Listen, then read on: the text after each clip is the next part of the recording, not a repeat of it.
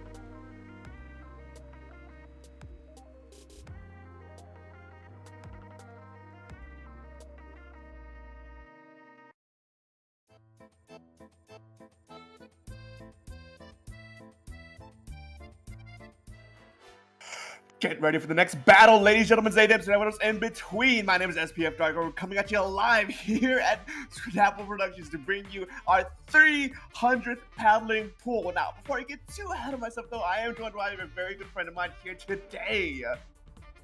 Hello! I am Squidoku. I am here with Dark to bring you this paddling pool, this golden paddling pool number 300. Happy New Year, everybody. Today is January 1st, 2025, and this is the golden paddling pool 300.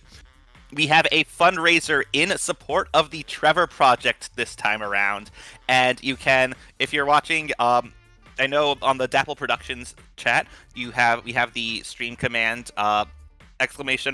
!donation if you want to donate to that Tiltify link.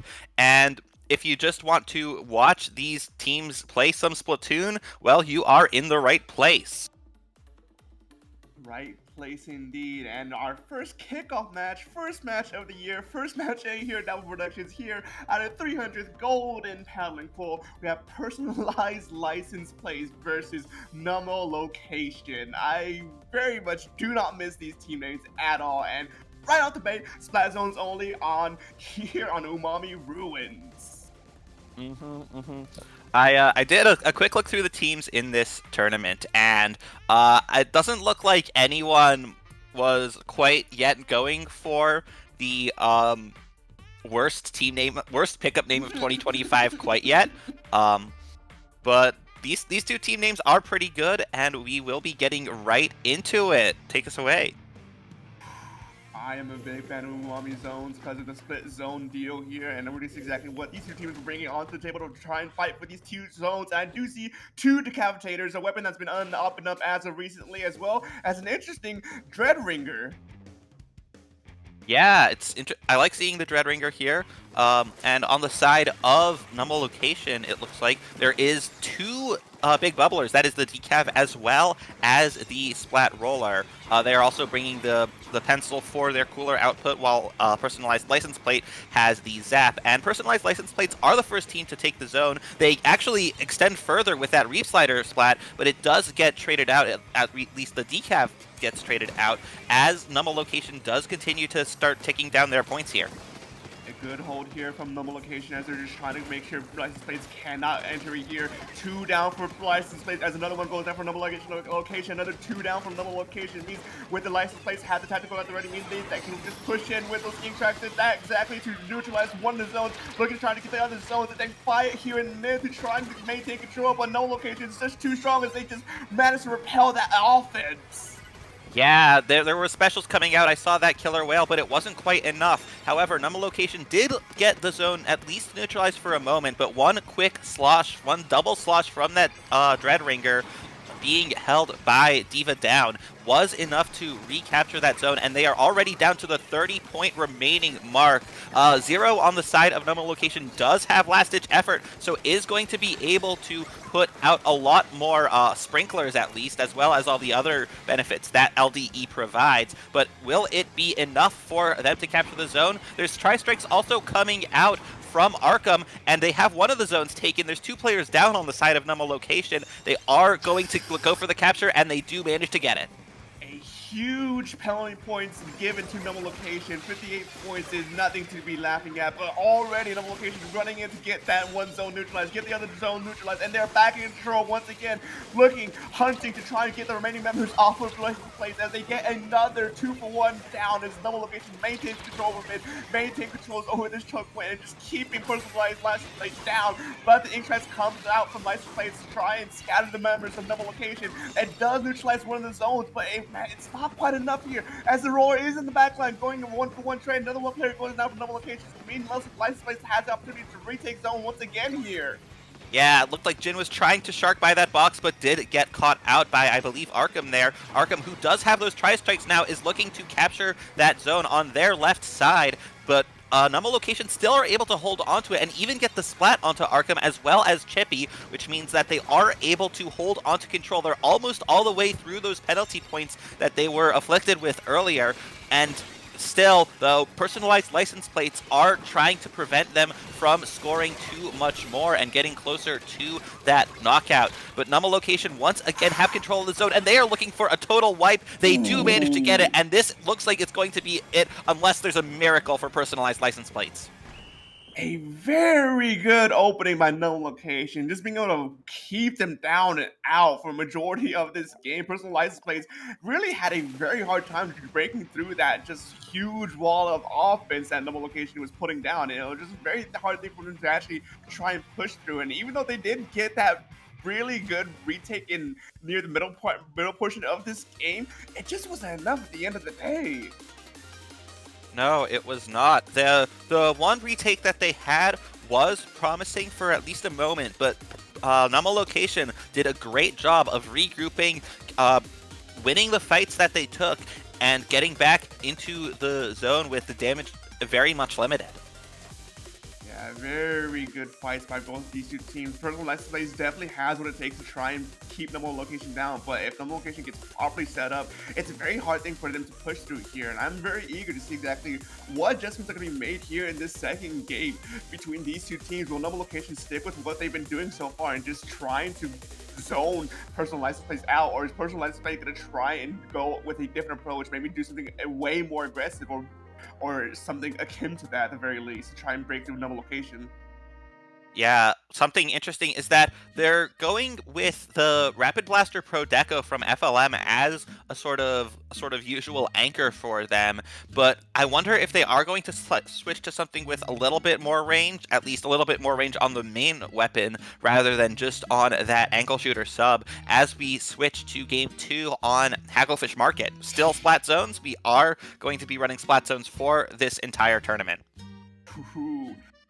Hagglefish Zones is a tried and true. I know many people love it, so do I, and I just love seeing it. There's a lot that you can do here. You know, you have flanks, you have good cover, you have high ground. There's a decent amount of just playroom to do with a lot of different comps to pull out here, and on top of that, I think it's just a all-around fun map. Yeah, it's really fun. Personally, I do enjoy using those flanks on the side. I like being the one to take those and to get behind the enemy, catch them by surprise. Of course, I also do enjoy sitting back when I play longer range weapons and sitting on that glass to just paint the zone while my teammate goes in and fights and keeps me alive. Yeah, there's just something about this map and how it's built that's just really very, very fun and very satisfying, and I'm with you too. I love the flanks. I'm a blaster player myself, as I mentioned time and time again. So using those ledges to just be just being annoying, a little pest, and just poking from under is so much fun, so much satisfying. And I'm actually kind of wondering if a regular blaster might be pulled out here. We did see the rapid blaster get pulled out last game. It might be a little bit of a swap here. It may not be. It's kind of hard to tell as we see these weapon lines appear once again. No major changes. A vanilla bucket does come out though.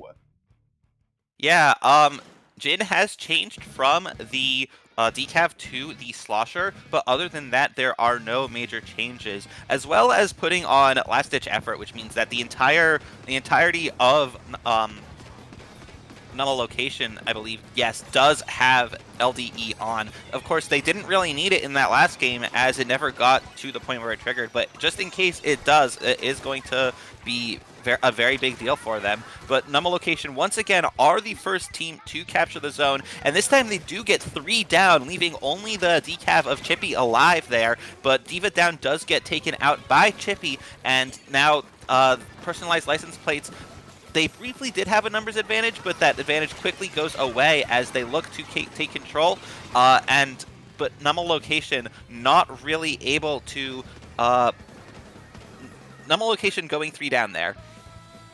A good opening step on Numma Location turns personal and license plates being able to be in control here. And now with Tactical at the ready. Now they're setting up for their own lockout. But we didn't mention it here before on the preview. But this map is very lockout heavy. And if you can probably play your cards here, you can absolutely just stall your opponents out. And it seems to be working already. The lead is already good and gone here. And with the conjunction of the ink tracks and and the reslider does mean the zone is getting taken back once again. 3 going down for personal license plates, meaning number location has control of this game once again, now gearing up for their own lockout. Yeah, they do. Personalized license plates did, in fact, manage to take the lead off of that push, and so it is looking like they are figuring out how to adapt to Numma Location's comp. But that being said, Numma Location have once again gone back through their penalty points and taken the lead back. Those tri-strikes came out, helping Infinity to push a little bit forward, but isn't able to survive as the bubble goes up. Zero, however, able to get a pick on the zone, and that allows personalized license plates to take control here, at least for a brief moment. A good push and control here, but Numma Location did have tactical at the time of that push, meaning that they weren't able to get as many points as they probably could have here. And now, personalized plays, even though they are in control, Numma Location has the player advantage as they're just trying to make sure this zone is at least neutralized so they don't run away with any additional points. But the roller on the backline gets one, gets two, is taken now by 2-for-1 special. That's what you like to see here as personal license plates are now gearing up for their own lockout. There's only 2.5 minutes remaining, and this game's halfway done, and it's still neck and neck. It really is. This could go either way. A great push there from personalized license plates, preventing that flank from Jin and able to use that advantage that they got to extend further, keep pushing with the front lines while the pencil of Zero was able to clean up and keep the zone. They did, unfortunately for them, lose the zone at 39 remaining, so they are still behind here as we have 2 minutes left to go in this game, but they are still firing. They are still coming out here with the specials. There is that big bubbler. They do get numbers advantage, 3 players up to 2. Those players are taking a long time to respawn. They clearly did not have tactical or buff active, and that advantage is enough for personalized license plates to take the zone again. And speaking of advantage here, with the points remaining here, personal license plates will have last-ditch effort online for the remainder of this game, as there's now only 30 points remaining at its maximum value here. And personalized license plates are looking to try and hold this on for as long as they can. Number locations using the ink strikes to try and neutralize the zone, but the counter strikes coming out for personal license plates, and they keep control. 1 minute 50 seconds remaining. Both players are down 1 player. It could be a lockout situation here as 2 goes down from number location. Personal license plates are wanting to play up. They're wanting to play this here, make sure they give no chance for number location. Yeah, this is starting to get a little bit tense here. There's Diva down, going down there as the lead does change hands. Numma Location will have all 4 players with last-ditch effort active, but still, they will need to actually act on that. They did manage to briefly get that 2-player advantage there and take all of that space by the zone, but Chippy looking to come around from the side. Diva down does clearly tell that they are there, using that reslider, but getting punished for it, only getting a trade out of it though. Numma Location, they still have a little bit more to go to take the lead. There are 30 seconds left. They are almost out of their penalty points. The zone is very much in contention. Numma Location just take the lead back. Those strikes coming out aren't enough to neutralize the zone here. Numma Location will just want to put down as much pain as they can. The zone gets neutralized. There's 15 seconds left. Personalized license plates want this, but they go too down and they're not getting it. With those players down, I don't think they have the panic power to try and retake the zone in time. There's too much pressure from Numma Location at the very end. Pressure license plates, they almost had it, but they couldn't stand it long enough. Unfortunately, losing it there at the last critical moments of this game, giving the second game over to Numma Location. And that means that Numma Location do win the set. I will be honest, I'm not entirely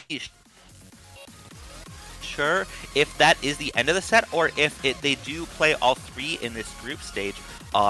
Okay, I'm hearing that it is play all 3 here, so we will be seeing a 3rd game from these.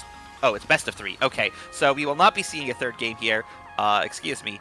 So that does mean Numma Location win this set right there, and it is GG go next for the group stage here for personalized license plates.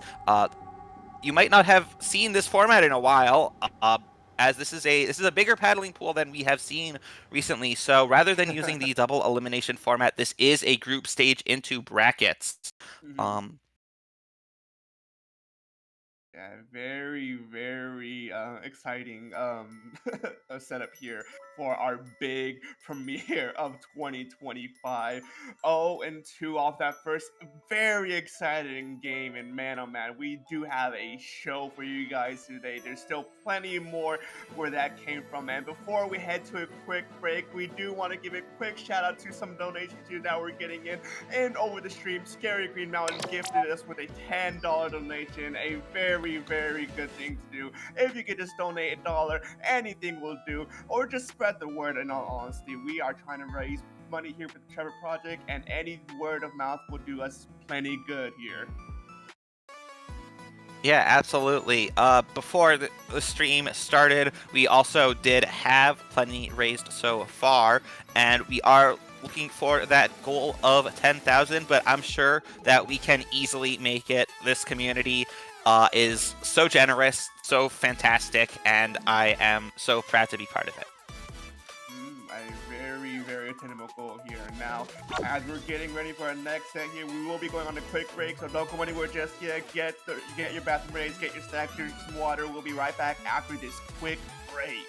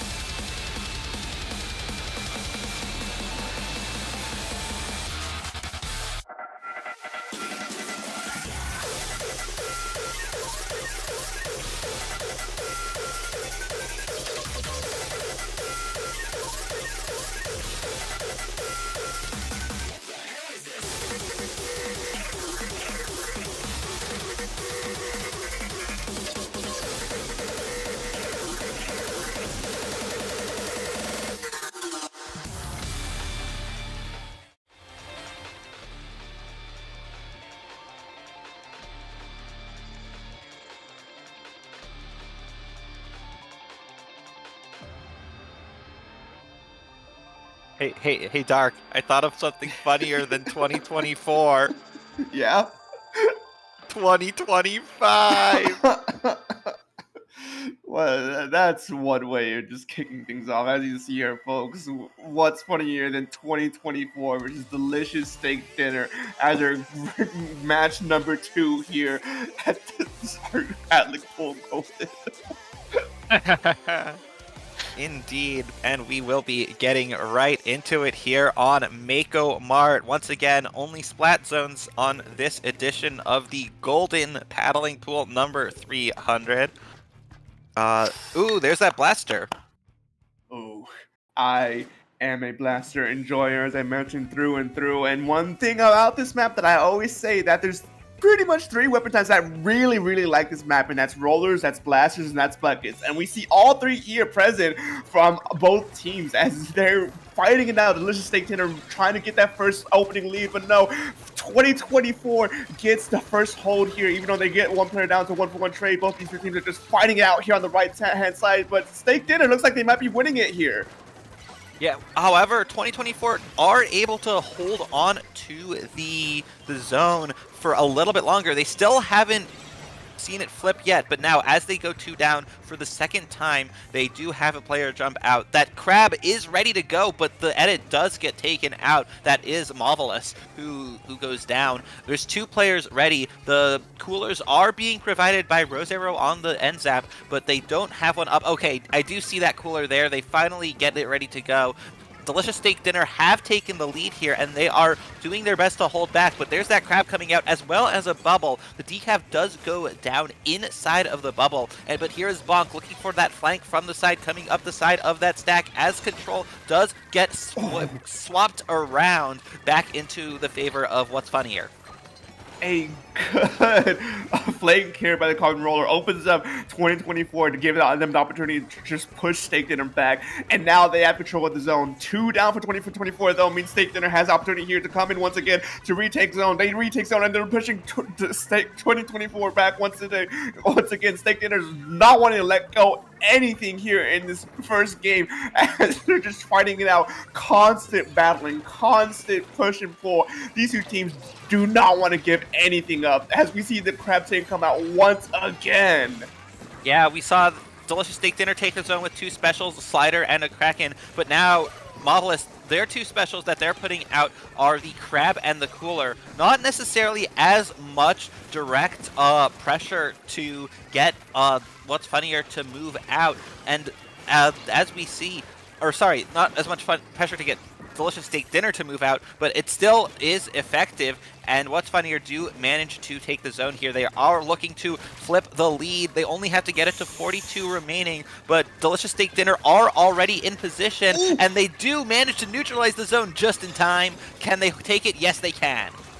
Right on the mark.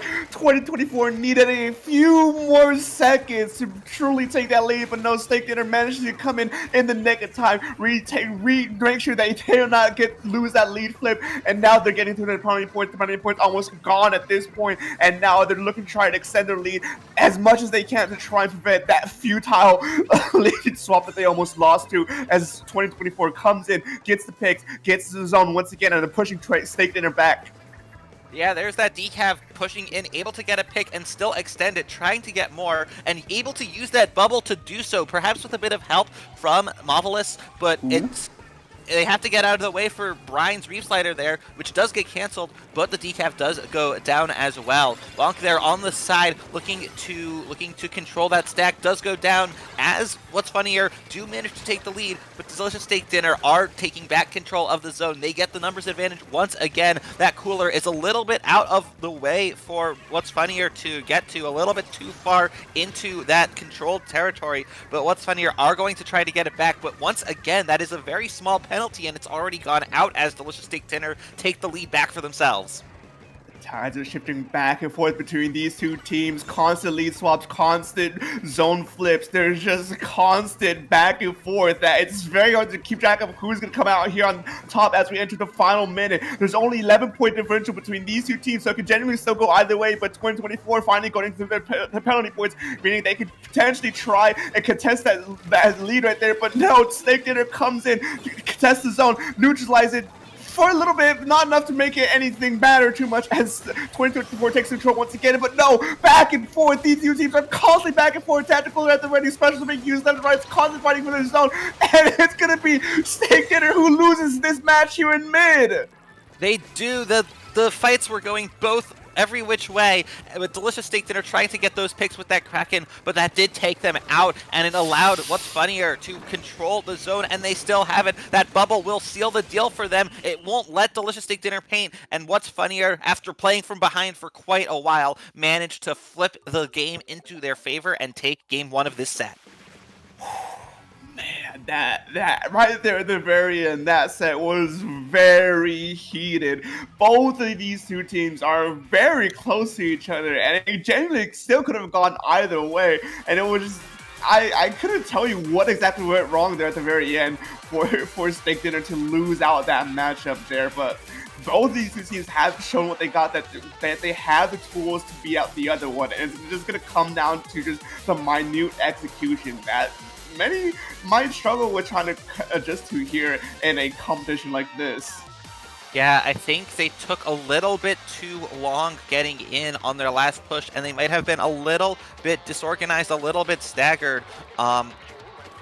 We see some replays here. There's some good picks being taken by Delicious Steak Dinner, but it was not to be, even as it went down to more than 4 minutes, less than a minute, towards the final seconds of the game. Yeah, I think that Zuka might have been what sealed the deal, with 3 going down, that jump getting camped from the player on Delicious Steak Dinner who jumped in, and they just weren't able to regroup in time to take back the zone before those specials from 24, from What's Funnier, sealed the deal.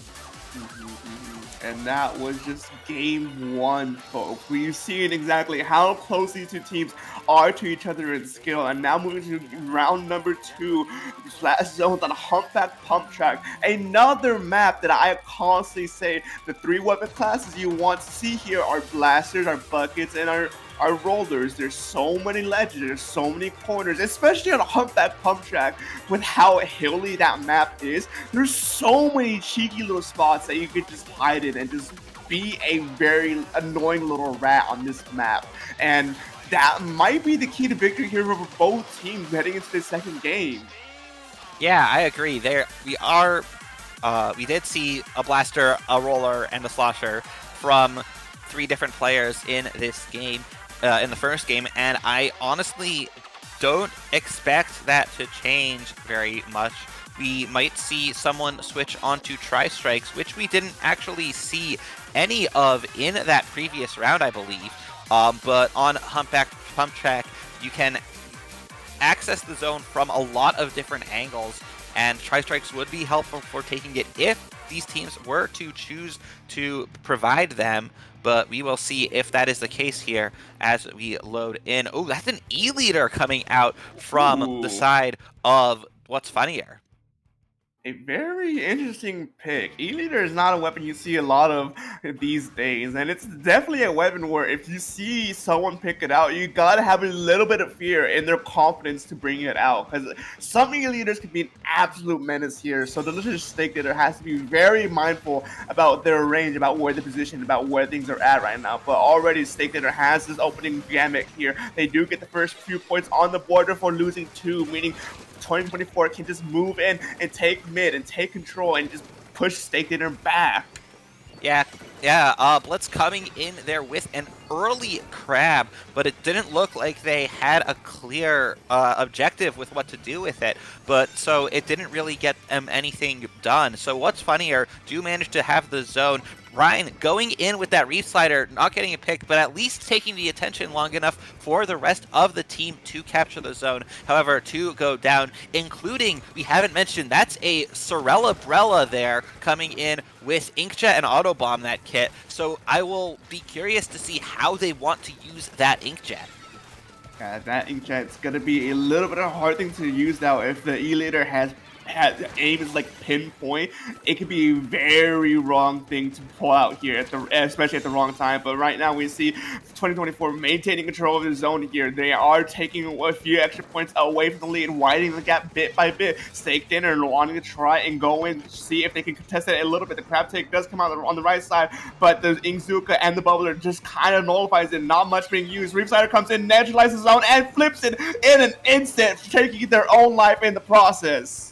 Yeah, Rose Arrow able to get that Tacticooler and hold the zone, but not able to hold it over that Reef Slider. Still, though, 24 having that Tacticooler benefit at their disposal does mean that they are able to come back extremely quickly and get control of the zone once again. Looks like the E-Leader going over to the side. That is, one shot, I believe, and that they are over on the side here on that bunker area and looking to get a bit of a side angle here. However, as to go down on the side of 24, they might be a little out of position to help because Delicious Steak Dinner are in control of the zone now, and they are looking to take the lead. But oh, that shot able to take out Brine, and that is going to help them a little bit more to get back towards the zone, especially with 3 players going down and a jump coming in, getting immediately punished.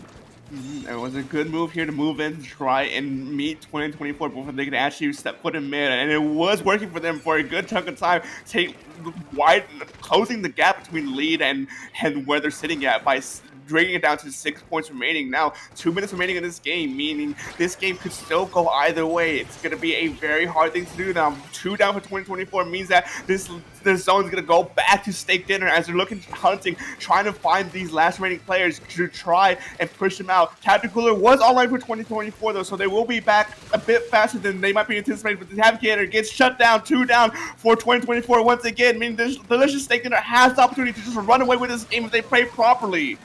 Yeah, they will want to do it. They have that crab tank here. The Decavitator did get away from it, but didn't stay alive. That means Delicious Steak Dinner do take the lead in this game. One going down, though. That's Bonk getting another pick to the one who jumped in. And now 2024, what's funnier, able to get more and more picks, chain them together here, and take control of the zone, forcing that last player on Delicious Steak Dinner to jump out.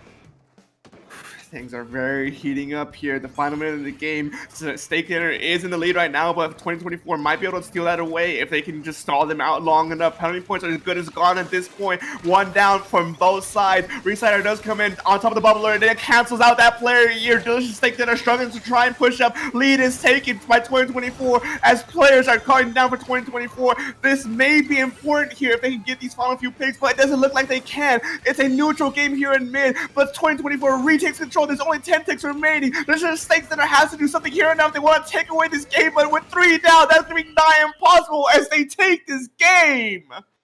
Delicious Steak Dinner do drop the set 2-0. Despite some strong pushes, some leads they held, they were not able to follow through and pull off a victory in either of these games. It goes to what's funnier than 2024. I don't know if winning a set is funnier, but it's certainly what this team will be looking for.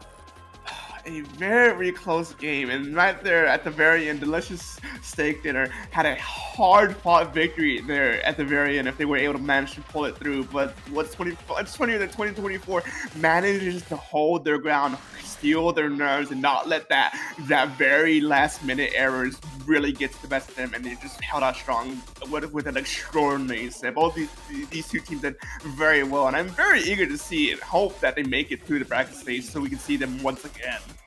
Oh yeah, both of these teams will be hoping to get into Alpha Bracket. What's funnier, certainly punched a one spot on their ticket just there. What I think really was the story of this set was that Delicious Steak Dinner was they had a lot of super jumps coming in that were very effectively punished, mostly by Bonk on that carbon roller, and that really secured the numbers advantage for What's Funnier Than 2024 a lot of the time, much more than they otherwise would have had. What an exciting set that was, man. Both these two teams did extraordinarily well, and I'm very eager to see them yet again. But as we get ready for our next game, before we head to a quick break, we do have another donation coming in here, folks, from Anonymous, donating $3.33. No name tied to it, but a message for 333 for Third Kids, who they're hoping that Third Kids will be here for the 3rd anniversary of Splatoon 3, which it's hard to tell if it will come or not. People think it will, people don't think it will. Whether you're a believer or a non-believer, that's up to you to decide. I'm not telling you one way or another. I'm just a funny caster. But that's going to be it, folks. We'll be right back after this quick break, so don't go anywhere just yet. Get the bathroom break, take a break, use the restroom, get some drinks of water, and we'll be right back.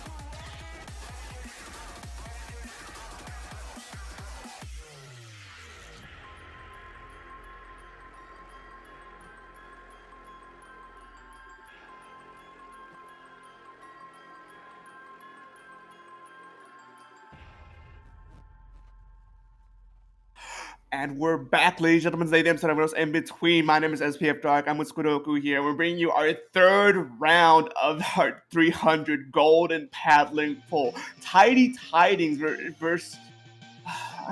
do I have to say their name? I think it's La D5 Ça Paye Plus. French, seems. Right. So it's been a long time since I took French in high school, but it is certainly about D5. I presume that means Div 5. Anyway, if we can get a translation somewhere, that would be great. Because I'm very curious to know what they say. But that is a name that I'll no dishonor to the name by any means necessary. But I have no hopes of trying to pronounce it myself. All right, here we go. This is Hagglefish Market once again. I see a Splatana Wiper, which I am quite happy about. I like that weapon very much. Tidy Tidings bringing in their Tacticoolers from Lumi on the heavy edit, and La D5 with the pencil from _3. And neither team taking the zone quite right away, but until 2 go down from Tidy Tidings, I think it was the Trizuka getting a double there, and that gives the first control of the zone to D5, and that means that they have control here. They are looking to push that further. That's 2 more going down on Tidy Tidings, and they are a little bit on the back foot here as La D5 get the first lead of this game. Lottie 5 is setting themselves up very good here. 57 points and counting here on this first opening push here. 3 down for Tiny Tinings means that they have no hopes of trying to push through this here, giving extra points to Lottie 5 as they're just still holding on strong. Mid is under their control. There's so much going on here, but the tactical, while being used for Tiny Tinings, may not be enough here for them to be able to cut back in time. And there's only 20 points remaining. They gotta do something here and now, and 2 more down for Tiny Tinings. I think this game's just gonna be a runaway for Lottie 5 with no contest whatsoever. If one does go down for Lottie 5, I don't think there's enough time, enough players for them to be able to take down that zone. I hope he didn't blink and just miss that entire game. D5 taking that lockout and forcing it and holding on strong. The super jumps came into the tacticooler on the side of Tidy Tidings, but R was there to punish them immediately, able to survive the fire coming their way. The rest of the team helping to protect them. There's a replay here, having to jump out. That's Ku on the wiper, but not able to get anything done, really. Here we see the replay of the final moments of the game. A drop coming in off of that glass as the quickest way to the zone, but getting punished for it as you would expect, because that was such a desperation play coming in the last moments of the game. That game really was just a perfect storm for Lottie 5, as they were just able to run away against Tiny Tinings and not give them any momentum whatsoever. I haven't seen, I'm really funny in saying this, I haven't seen a game like that all year, man, like that. I haven't seen a game like that all year either. This is very joking all the time. That was a very impressive display I've seen here, and I'm very eager to see exactly what Lottie 5 have in store for us next. But before we move on to talk about our second round here for our third game, I have a translation coming in from the voices in my head for what Lottie 5, whatever that name stands for, and allegedly the name says the D5 pays more. I don't know what that means, but that's at least what the literal translation of their team name says, so take that as you will. All right. So D5 pays more. Maybe D5 is worth more. Better to be in Div 5. I don't know, something like that. You've got more access to more tournaments if you're Div 5. Anyway, aside from that, it looks like the Div 5 or so level team of Tidy Tidings, who are low in alpha bracket regulars, they are looking to brush off that pretty intense beatdown they just saw at the hands of Lottie 5, and they are going to look to turn it around here in game 2. Mm-hmm.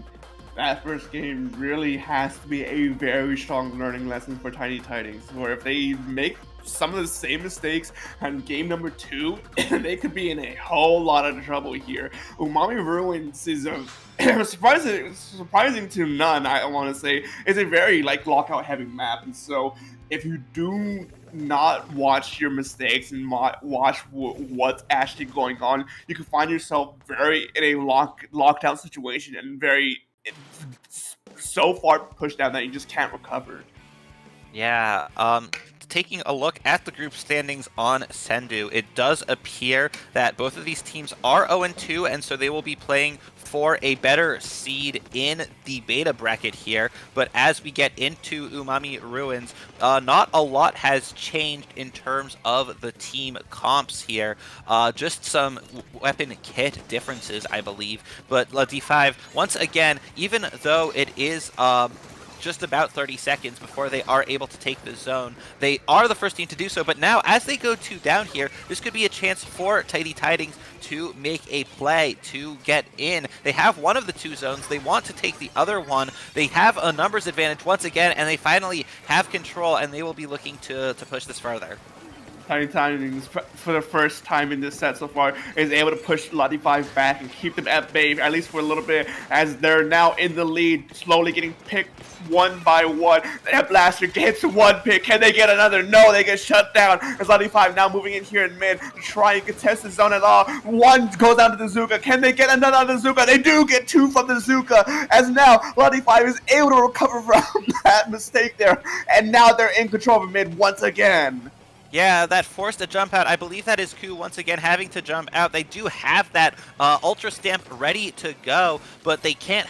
They need a place to use it. There's that Tactical coming out. The 52 gal pushing up. That is Karmaloha on the side of Lottie 5. But now that does mean Lottie 5 get the lead. They have held the zone long enough. The hammer goes in, but it does get punished. And there's a trade over there on the left side by the zone on there. The zone is, the other side is neutralized. Lumi able to quickly paint with that edit, and that helps Tidy Tidings to take control once again to stem the bleeding a little bit here. Ku looking to dive in, getting marked with that point sensor coming out from Ving's blaster. There's that hammer coming, looking directly at the pencil, able to get it, does go down to the blaster though, and that means that Lottie 5 will be trying to take control back, but Tidy Tidings do manage to take the lead here. Once again, lead under Tiny Tinings' name means that they can play Lottie 5 a bit more slower. They can try and slow them as best they can, but no, one down from both sides, meaning one of those zones is going to be flipped into a neutral state. Both these two teams are definitely trying to maintain control from mid, but two down for Tiny Tinings means that they are slowly being forced back up using ink strikes to try and slow down Lottie 5 as best they can, but no, the onslaught's too much for them as Lottie 5 now pushing in, and now they're in a position to try and lock Tiny Tinings out for the first time here in this game, as their now penalty points are good as gone, trying to see exactly what's going to be coming up next from both these two times. Tiny Tinings now has Tentacle at the ready. Yeah, it'll be interesting to see how Tidy Tidings respond to this lockout, and they respond by splitting the players, two up on the right, two down on the left, and both of those players down in that pit go down to our splatter shot, and that means that is going to delay Tidy Tidings a little bit longer. Wobong there coming in with that triple splashdown, able to take some space with it, get the pick onto the splatter shot, and that helps Tidy Tidings to take one zone, pause that push from Lottie 5, and they are going to go for another pick. Karmaloha somehow able to survive long enough for R to jump in there. R does go down, but it's still taking this long for Tidy Tidings to take control, and that much time might mean a safer game here for D5. They'll have some more time for the rest of the team to put together a push here. That hammer does go down though. More specials coming in from Tidy Tidings do mean that they are going to keep this lockout going here actually. A very good lockout right here is what they need, but one player is on the back line. Lottie 5 not wanting to take this lockout sitting down, as now they're at a neutral state. Tidy Tidings being forced back up a little bit as we enter the final minute of this game, for Lottie 5 gets the picks they need to just fully flush Tidy Tidings out. The killer whale does come out to try and make sure they keep them as far back as they can. Tactical are online for Lottie 5, meaning that any fight that Tidy Tidings takes right now is going to be at a loss for their side, as they're desperately trying to push past this defense, as they're desperately trying to push back through this wall that they're setting up here. Lottie 5 does lose their two players, as now Tidy Tidings have to make a play here to try and neutralize at least one of the zones. Who is going for that fight with the blaster, but Ving able to survive thanks to so much orange paint around here. There's only 20 seconds less than that left in this game. It has taken this long. Tidy Tidings, they are going to have to be desperate here. Less than 10 seconds left. They have a long way to get to the zone, especially to the far side to take it. Two go down on the side of Lottie 5, but there is just not enough time, and they managed to take this set 2-0. Yeah, the ending there was very hard for Tidy Tidings. I want to say that was almost a checkmate moment for them. For if they wanted to at least take this game to an overtime, not only did they need to take control one zone, they need to take control of both of the zones. Otherwise, the game would count it as a neutral state, and the game would still go to Lottie 5 regardless of the current state of the second zone, even if they had the first one under control. It was a very hard fought thing to do here to try and break through, and unfortunately they couldn't break through. Lottie 5 just taking away this second game away from them. Yeah, one thing I want to watch for in this replay is when Tidy Tidings did manage to get the lockout. After this a little bit, this is when D5 did manage to take the lead that they would hold on to. But Tidy Tidings, they tried to get the lockout, but I think it was Karma Aloha perhaps coming from the rail if Tidy Tidings weren't watching that. If they were just a little bit too far forward, but Karma Aloha managed to sneak past them along that ride rail there, not the ride rail, the ink rail, that would have been enough to throw off Tidy Tidings, make them have to turn around and stop the control of the zone, which allowed D5 to resume control of that game and hold on to win. Both these teams did a very well job, and I'm eager to see exactly how the rest of this tournament goes out for them. Lottie5, congratulations on your victory round 3. And now, with that set being game and match, we will be waiting for our next set. So, and just a quick one, we go on a break. But before we go on break, I want to remind people at home right now to use the command. I believe it's donate to try and donate some money to the Trevor Project. Here we are also fundraising money for Paddling Pool 300, so any donation you can give is going to be very much appreciated. Even if you cannot donate, a share of the stream is also very much appreciated. I couldn't have said it better myself. And with that being said, folks, we'll be going on a quick break, so don't go anywhere just yet. Use the rush break, get some snacks and some water. We'll be back right after this break.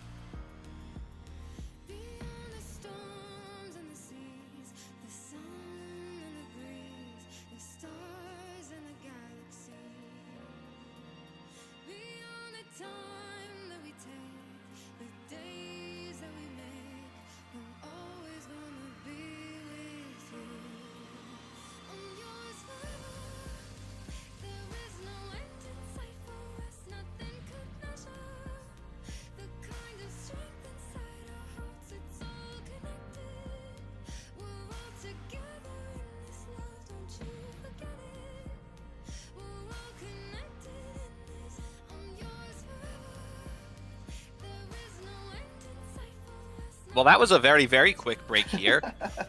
We are going to be seeing, I believe, another round 3 of group stage bracket. Another round 3 of the group stage match. This is the IRS Fraud Watchers up against Stronger Hold. Every single time, I think I've seen the best of these team names, and they keep on delivering. IRS Fraud Watchers is definitely one way for you to name yourself here at a Splatoon tournament. What a name! But right off the bat, first thing we're gonna be going Mako Mart's Flat Zones. I love this map mode. I'm not gonna say my praises of it again because or else you'll be hearing it a lot throughout the remainder of this block. But just know that I really like this map mode. Oh, yeah, and the IRS Fraud Watchers, this is not a pickup. This is an established team, and they have been competing under this name for some time now, for at least a few months. So this team will have experience playing together as we load here into Mako Mart once again. Looks like the IRS Fraud Watchers bringing out that 96 Gal Deca, which is an interesting pick that we haven't seen here yet tonight, I don't think. I like to call 96 and 52 the gambler's weapon because you really are just betting on the RNG of that weapon's shot accuracy and its RNG. But man, oh man, it's looking to be in their favor though, as the IRS are now pushing up stronger hold, keeping them back bit by bit. Inkshocks does come out for stronger hold to try and just scatter IRS, but it may not have worked out in the best of their favor here, as the IRS is still holding strong here. But the hammer comes out on the right hand side, does get a 1-for-1 trade as they're now trying to desperately get control of the zone once again. Yeah, they do. The IRS does hold strong here. They are holding stronger than Stronger Hold are. They have that Crab Tank from Fisk coming out, and they are forcing the players to jump out, forcing multiple jumps out, it looks like, as Stronger Hold are forcing those jumps outs. They have taken control of the zone, and they use those specials to get in, and they are continuing that with another set of tri-strikes as well as that Ultra Stamp coming out from their Splatana Wiper. The IRS Fraud Watchers looking to get back in. They have some specials of their own. All 4 specials coming out at the same time, cleanly able to get a zone. Only 1 player going down. That's a trade, and that's another pick, though, and that means the IRS Fraud Watchers are back in control. Back in control. The IRS are looking to try and make sure they can get Stronger Hold out, seeing if they can prove the opponent's team name false, as they show that they have the Stronger Hold here, as Stronger Holders failing to actually push through, break through the wall of defense that IRS has right here, and now bit by bit, penalty points are gone right now, meaning that the lead is just getting extended slowly and surely, getting wider and wider. Inktrack does come in on top with the hammer to try and create some space, but no technical online for IRS means that any picks here is not going to be as a heavy penalty here, as they, even though they do get control, IRS are now at the ready to try and retake control once again. They are, but Stronger Hold still have the zone here. That Tacticooler has been out for a while. It goes away. There's the Tri-Strikes coming out from the IRS Fraud Watchers. Looks like they might have used them as soon as they were available, but that does allow them to take the zone as 2 players go down on both sides. That's a 3rd going down on the side of Stronger Hold. Only that Edit's going alive, and they walk right into that bubble and get quickly taken out by Stakes Decav. They have now the IRS Fraud Watchers player up on that stack that is their 96, but they have to get out pretty quickly as the Crab comes in from Fisk. That does allow Stronger Hold to neutralize the zone, and that's 3 players down on the side of the IRS Fraud Watchers, forcing the 4th to jump out and allowing Stronger Hold to take the zone once again, holding IRS Fraud Watchers to just a small gain to 21 remaining. 1 minute and 40 seconds remaining. Stronger Hold now has the opportunity here to try and prove their name worthy as they're locking the IRS out. 1 does go down for Stronger Hold, but with the ink shots coming in, it could delay the push from IRS for a little bit long, just enough for them to properly regroup. But no, the ink shots from IRS does push Stronger Hold out as they're on the back foot once again. 2 down for Stronger Hold, meaning IRS has every opportunity here to try and solve it out as best they can. This 96 does go down, unfortunately, though, for their push. Yeah, Radha here with the Wiper looking to help get Stronger Hold back in as the penalty points are going down. That is 1. That's the Decav getting picked off on the side of the IRS Fraud Watchers and forcing that 96 gal to get back away.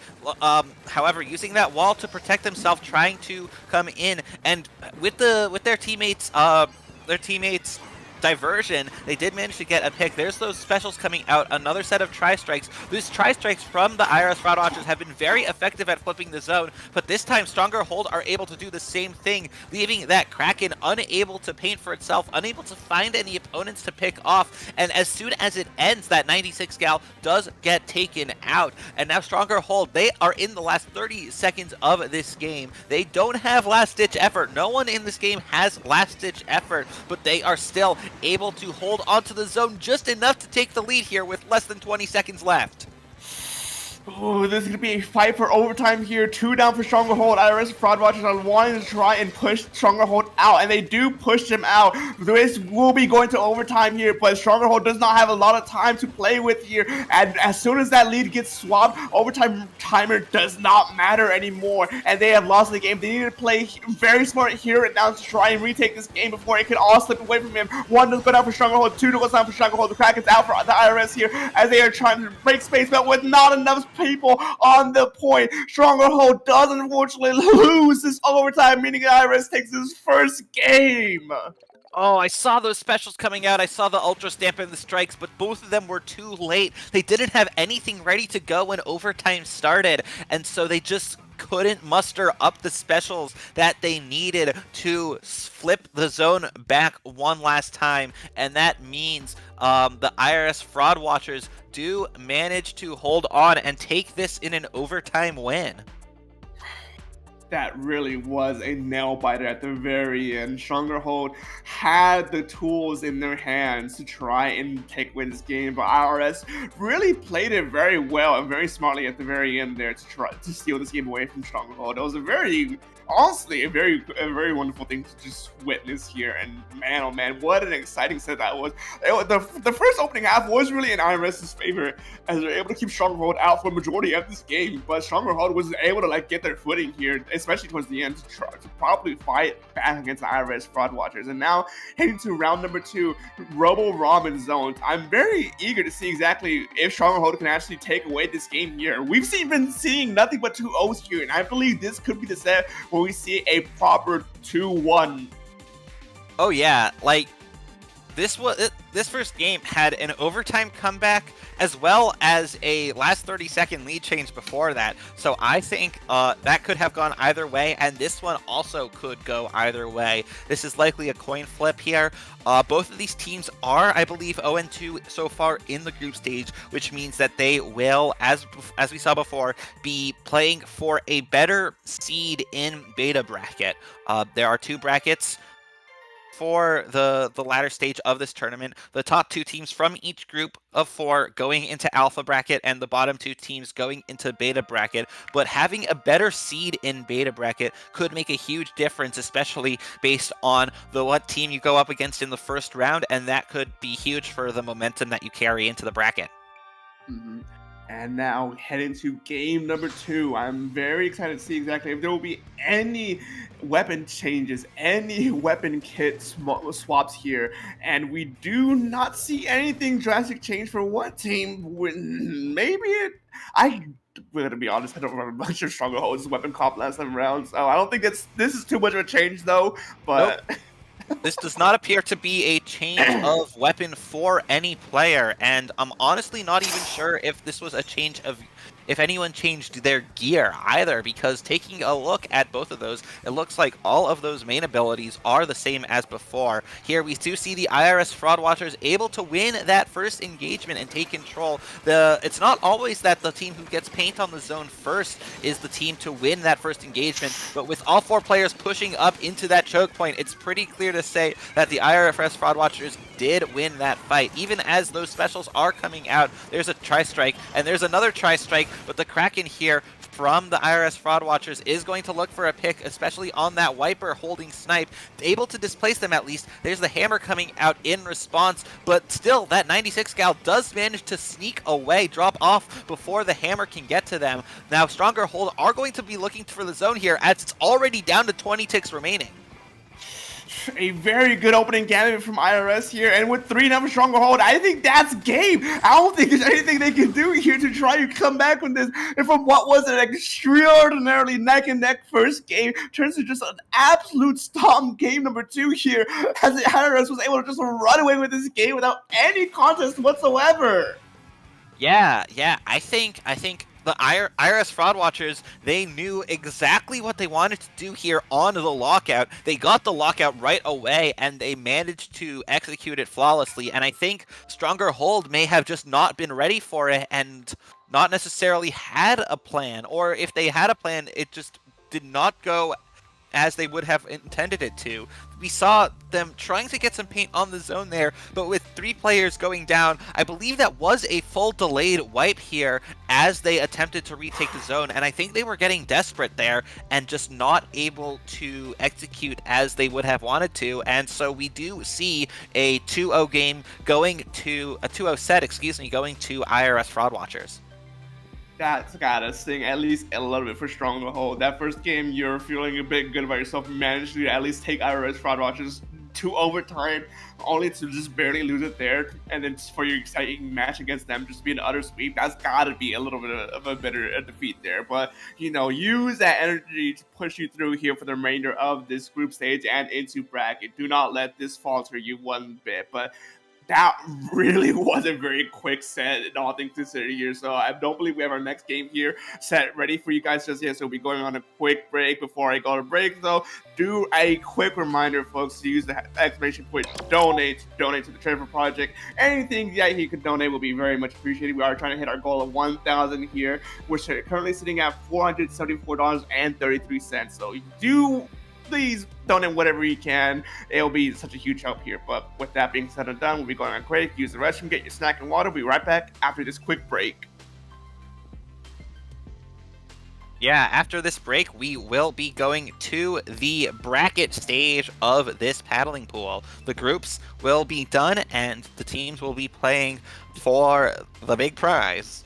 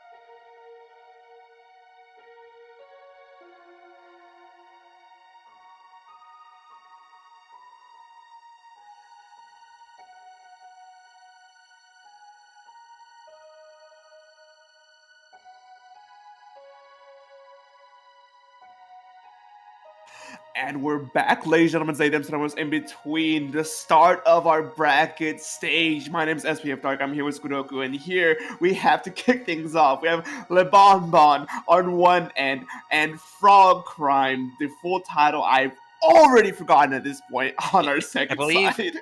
it is Frog Detective Crime Solving Company, or FDCSC for short. So that means we can just call them Frog Detectives or Frog Crime, something like that. And on the other side, we have Le Bonbon, who are going to be facing off in this first round of the bracket stage. This is Alpha Bracket. This is a single elimination bracket. At this point, it is win or go home. Mm-hmm. There is no do-overs here, folks. Once you are out, that is it. And unfortunately, with how brackets have to go, there is someone who has to be going out first in the first round in the first match. No one wants to go home first, but someone has to. And we're going to see exactly who might be going home first here. The Bonbon versus the Frog Crime. To kick things off, Hagglefish Market Splat Zones. Yeah, we have seen Hagglefish a few times. It has gone down to the wire. It has gone over in a flash. In fact, I believe one of the more recent games we saw was a very quick game here on Hagglefish Market. So the question is, will either of these two teams be able to pull that off as well? I see a Carbon Roller and a Dread Ringer over on one side. There is a Nautilus coming out on the other. That is a Nautilus from Fern. I'm very excited to see the Nautilus. Nautilus is not a weapon you see a lot of these days. It has a lot of a small use case, but for people who actually play the weapon, it's very scary to fight against because they know the absolute limits of their weapons. So you got to be a bit mindful as well where the Nautilus is and how you're fighting up against this here. And Le Bonbon already here trying to get the first point. They get that first flip. And they get their first few picks, getting 2 down, even though they have the tactical online. Frog Crime is forced to back up and just respect Le Bonbon's prowess here.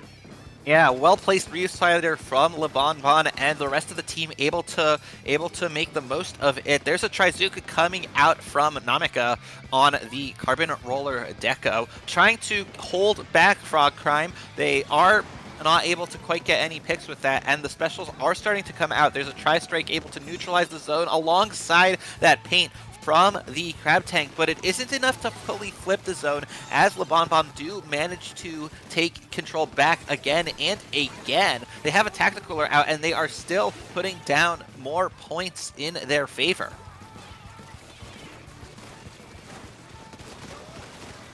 As we continue here, Le Bonbon still continuing to keep on scoring here. They have 2 players down on the side of Frog Crime. There's that Tri-Strikes trying to come out, but it's not enough. And Le Bonbon taking that first game once again very quickly. How did the internet go out? I can hear you. Hello? I can hear you, Dark. Oh, that was weird. I had a small hiccup on my internet there. Okay, well, looks like you missed the rest of that game, as Le Bonbon managed to just keep a hold of that zone. There were a few moments where Frog Crime did manage to neutralize it, but they couldn't do any more than that, and they could not actually keep scoring any more points of their own once Le Bonbon had that lockout in play. Mm-hmm. I will say I was there until like about 30 point mark from Le Bonbon, and at that point I could also very much see that Le Bonbon had a very strong hold to just lock Frog Crime out. This map is a very lockout heavy map, so you gotta be very mindful as to how you're attacking, how you're approaching it, where your opponents are, because if you are not careful, stuff like that Carbon Roller can just hide under that ledge and just take out any players who are even thinking about approaching the zone. That is right, and as we see once again these replays, just showing every little bit of that game from Le Bonbon, able to keep that advantage going, and they will be trying to do the same here on Mahi Mahi Resort. This is another map that it is very easy to get yourself locked out on, and very easy to stay locked out on if the other team knows what they're doing. And so LeBonBon, they have shown that they know what they're doing, and so Frog Crime, they are going to have to put up a fight here. They will want to get a lockout of their own. They are going to want to keep control of the zone if they are able to take it at first, and they're just going to want to at least win one fight in order to push that into something a little bit more and a little bit more. Yeah, and the other thing that's tricky about this map too is that typically what I've seen so far about how this map is taken is that first 40 points before the water drops, whoever can get a solid hold on the zone can really just ride out those 40 points too until the zone drops, which could be a very dangerous thing here for Frog Crime if LeBonBon can actually get those first 40 points, because it means that they have the opportunity to properly set themselves up mid. They have the opportunity to take whatever new space is coming from the water dropping, and it's just a very tricky thing. So Frogcam definitely wants to try prioritizing getting the first hold on over the zone here so they can ride out those 40 points. Yeah, absolutely. Getting those first 40 points, it often happens that those all go in one push. It usually does, in fact. And I think that it's likely what we're going to see here. The teams have readied up, and we are about to get right into it. Game number 2 here. This is match point for LeBonBon, meaning Frog Crime could go home here if they're not very careful with how they take this game here. It's gonna be a very stressful part of this tournament here. You don't want to be the first ones to go home, but you're very already facing that possibility here as both these two teams make a breakaway for the zone to try and take control over mid here to see who can exactly ride those first 40 points out here first. Yeah, Nilla on the side of LeBonBon has switched from Splash to Splatter Shot, swapping out that Crab Tank for a Zuka. And on Frog Crime, the only change here is Vivid switching from the Vanilla Slosher to the Order Slosher replica. So could be a mental choice. But once again, Frog Crime getting a few points here, but LeBonBon able to prevent any more from going in their favor. And now they are already looking to ride out that zone control that they have until the water level drops. There's Tri-Strikes coming out from Vivid, and one over on the right side from LeBonBon. That is Melomania, who does get taken out as Frog Crime looks to take control of the zone. They have neutralized it, but there's a flank coming out from Namika, able to take out Mini, looking for another pick, and able to get Fern as well. LeBonBon take control once again. Namika jumps to a teammate, it appears, and hides their location from the rest of the team in that way. A good flake from that Carbon Roller really opened up Frog Crime to just be able to lose so much opportunity, so much space here, as they do manage to just take a quick zone flip here using the Tri-Strikes here, but the Reef Slider comes in from LeBonBon, takes it back. Now they're facing a very heavy penalty here. 51 points off of their first push here. Not a lot of penalty points that you don't want to see, but it is a very, very good points push here. 28 points remaining. LeBonBon just keeping this lockout in place. They're not letting Frog Crime any breathing room whatsoever, as they're just trying to push past. Yeah, Battle of Slosher class weapons over there does get supported by that pencil of Eli, and that does allow LeBonBon to win the fight. Looks like they are looking to come in on that right side, looking to hold back Frog Crime, but the zone does get neutralized, at least for a moment, as there is 1 point left on the timer. But there is Nilla right there, popping up, jumping up, and able to get the splats onto those players on the plat there. Melomania coming in with the Reef Slider, at least distracting Frog Crime for a little bit longer as the zone keeps moving in favor of LeBonBon, and that is it. That is this game and the set. Oh man. Both of these two games were decided on maps that are very lockout heavy, where it's very hard to actually push through. It's just an unfortunate thing here that Frog Crime was dealt these cards of hands, seeing that LeBonBon, as we've seen so far, has such a strong game plan for trying to lock out their opponents, and man, oh man, it was such an unfortunate thing to see here from Frog Crime's side, to see how this is how it's played out. But it is how the cookie crumbles sometimes. You got to be the first one to go out. Someone has to be the first one to go out anyways. But what a good show Frog Crime put regardless. Yeah, they sure did. They certainly put in a strong effort there. They did manage to at least flip the zone for a moment, but here we see that was those were some really good splats from Nilla in the perfect position to just nail those shots. And then Melomania taking the Reef Slider to hold back Frog Crime just long enough for the rest of the team to hold onto that zone and get the knockout. What an amazing set here for LeBonbon, just making sure, cleaning this up without any issues whatsoever against Frog Crime is really going to send them to their second round in the bracket. Frog Crime, unfortunately, you did an extraordinary job to make it to Alpha Bracket, but unfortunately, you are sent home here and now. And man, oh man, what a game that was, and what a set that was, and what a block that was. Really, all the games we've seen so far has been so extraordinarily fun to watch. All right. I believe that is going to be all from us, from you and me. And so, thank you to everyone for tuning in. Stay tuned. The tournament is far from over, but that is just going to be it for us. We will have 2 more excellent commentators coming on to the mic, starting from the next set, I believe. So where can the people find you, Dark? Or you can find me at most social media sites at SPF_Dark, where we post a bunch of random nonsense from time to time. We stream whenever my schedule allows it. And I'm also a big time caster, either here on Dapple Productions, either Splatoon Tourney when it's the season, as well as CCA when it's the season as well. And as well as Under Pressure, or not Under Pressure, I'm sorry. I'm in a lot of places. You'll hear me somewhere, anywhere. Where can they find you, Squidoku? Yeah, I do a lot of commentating as well, so you can see me on the mics from time to time. But on the social media, I post at squidoku.bsky.social. But I am also on the Fediverse on splatsville.social, where my handle is also squidoku. What a grand time it was casting with you. It always is. And man, oh man, we do have an extraordinary remainder of this tournament. Before we wrap up, the one last reminder to use the exclamation point donate to the Trevor Project here. Paddling Pool 300. It's the big 300. Please donate whatever you can. If you cannot donate, at least share the stream, as we will take any donations, whatever we can scrounge up here, for a good cause. So that being said and done, that's gonna be it for our blog. But don't go anywhere just yet. After this break, we'll have a new set of faces here to entertain you here tonight at Paddling Pool.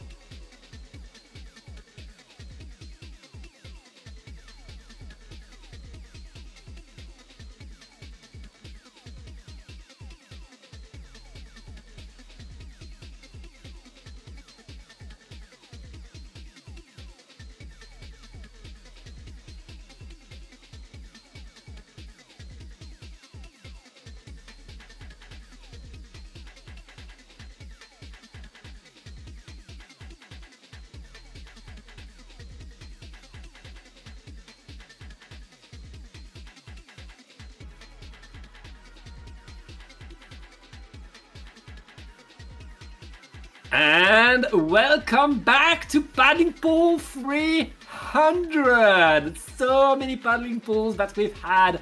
I am Pat here, so glad to be ready to cast some more paddling pool. And I'm here, of course, with my partner in crime, the wonderful Hat. Hat, how are you doing tonight? I am doing great. A fresh start of the year. We're now in 2025 and we're starting it off straight up like you said with paddling pool. 300, which is an absolute mad number of tournaments. It's literally the longest running ever Platoon tournament. I don't think at this point it will ever stop. To answer your question, I am doing absolutely fantastic here tonight. Super happy to be here and super happy to cast this with you. I do see that my camera is struggling a little bit on the stream, Yeah, so that's like unfortunately shit. I will be a loading bar as for now. Imagine my beautiful face being there. But we're gonna cast my Shala against. There's a madness to our method as we are a bit slow onto the group stage. And I think, you know, having a second round 1 match would be absolutely fun to cast. Now, my Shala is Denver K, Titali, Napia, and there's a madness in our method is Afro King, Moj, Polymuff, and Tame. And you said that one of those teams was actually featured on Chara's stream or video the other day, correct? Yes, so there's a madness to our method. We have 2 streams right now. Here on Dapple Productions, we have one. If you go to ProChara's Twitch, you can see another stream of things. And what is happening? Okay, I knew that there's a madness to our method where we're going with meme comms. I guess my Shayla decided to match their madness. And let's go with a Blob versus Big Swig. You know what? I'm gonna be honest. I respect it. I do respect this a lot. I'm very wondering if one of these 2 bad weapons will actually suffice. I want to put my money on the Big Swig, just because I can paint the zone that much better, and they just have to back off and not get splattered to win. Which is actually, they're doing a good job of that right now. They're actually doing a very good job of staying alive. But here we go, Kraken comes out from the Blubbers. And this might be troublesome for the Big Swigs, as there's only 2 alive on the field there, Pat. Yeah, the Big Swigs don't have much to counter the Kraken right there. You can't tame it, and your movement isn't that good with it. My Shayla is top players. I'd like to point out, before we started the stream, our streamer Dorian told us we're going to do a funny and didn't explain that much. Now we know. You know what? This is actually really funny. These are very interesting matches always to watch. My Shida now coming back onto the zone, swapping that lead and actually pushing. There's a madness to method quite back, so I'm hoping that there is still some madness in those methods, because if this is going to be the method, then I do not think it's going to be the way for long path. Yeah, and my Shayla activating the Kraken in the spawn right there, taking so much control. And Blob, when Blob is in position, it's so hard to push away. They can simply deny space for so long. It's going to be very rough for Madness to push forward, especially if they only have vacuums to do so. Right now, they dropped with 1 vacuum, but they can't paint that much, and they need to paint. It's too late. My Shayla with a wipeout is going to get game number 2. That was a good game. This was a very good game. This is honestly Pig Splatoon. This is what we want to see as casters. These are the matches where you're gonna think, yeah. I hope my Shyla, if they make it to the finals, I hope they apply this to the finals. I hope not. I'm here to watch some good Splatoon, not meme comps. I mean, honestly, it is a very fun strategy. I highly respect them for doing this. I'm gonna be honest here. Hey, I highly respect them. I think like these are mid-level players facing top-level players, and they decided to have fun with it. And that's why we're here, to have fun with this game that we still love in 2025. How old is this now? Look, we've been for a long run. Well, Paddling Pool is almost 6-year-olds now. Yeah. Hey, he's your face! Oh, there it is! Yeah. Look at that! Look at that! Oh, we look so incredibly cute together. I'm gonna be honest here. But yeah, 300 editions of Paddling Pool. I believe we're playing for a charity tonight as well. Yes. Which is, I think, a good way of handing down the prize money, especially this early in the year. You know, give some people who are in a lesser state than we are. You know, give them some help, give them some financial support. It's always good to do that, and I think Splatoon definitely helps. We can see we've already raised $474 out of the $1,000 goal. So, if you feel like donating to the Trevor Project, please feel free to do so. It will help them out a lot, and all the money we get here from the tournament will go towards the Trevor Project. Yeah, they're a great organization that's saving lives, so thank you so much for donating. I believe we're gonna go right with our next set hat. Yes, it's going to be Tres Cruz versus... Is that your language hat? Or... Tres Cruz versus... let's see the... No, I don't think that's my language. That's probably Swedish. It looks like your language to me. It does look like my language to me. We don't have like those super long words. I'm gonna try it. It's probably Swedish or Danish, but I think it says Banden Criminali. Wait, Banden Criminalitat. Looking at the A. I'm gonna Google this. It's funny because it looks like a Latin roots, but in a very non-Latin way. It is German. Apparently. It's German. I knew it was German. like your language. I thought it was means Sweden, but crime. German makes sense. My language isn't like German. It's very different. We have a way more sophisticated language than German. Oh yeah, sure. Because we at least simplified our grammar, so it makes sense to people that don't live in the Netherlands. Except for it doesn't, because it's still bad. We don't even understand our own grammar. So I'm just gonna Banden because I'm not gonna pronounce Banden Criminalitat. But if someone wants to explain to me in chat what that means, I'll be very grateful. And gang crime. Jess, gang crime. Don't do crime. Yeah. Unless you're gay. Be gay, do crime. If you can't do the time, don't do the crime. That's what SpongeBob once taught me. Right. It's now time to get into the games. On the side of what I think is Bandon, we have Bandon will have a blaster and a ballpoint. Meanwhile, Tres Cruz with a mini, the Zinc Mini has been doing super well recently because every bubbler weapon has been working pretty well. Oh man, Zing Mini, that is one of the weapons that really brings back to Splatoon 1, where I used to play the living hell out of that. That was so fun to play with the bubbler. I'm so glad they returned it here in Splatoon 3, and I'm happy to see it doing as well as it is doing now. However, Tres Cruz is not doing as well as it could have been doing right now, as they have lost 3 players and control of the zone, meaning that Banden Criminalitat will lose, or will switch up the lead here, taking it for themselves. There's a blaster in Tres Cruz's spawn right now, wreaking absolute mayhem, causing havoc everywhere. There's nobody from Tres Cruz who's really able to respond to this zone. Now captured by Tres Cruz, however, they found a way in, but the question is, can they keep it? And right now, it looks like Tres Cruz is moving back, trying to keep control of their own side. They have a tactical, they're just waiting for an opportunity to get in, but Bandons, they're not stopping, they're going forward still, maintaining the pressure, not letting the zone be painted. Tres Cruz not really able to push forward as Bandon are simply holding the zone over. We're past the 50 points mark now.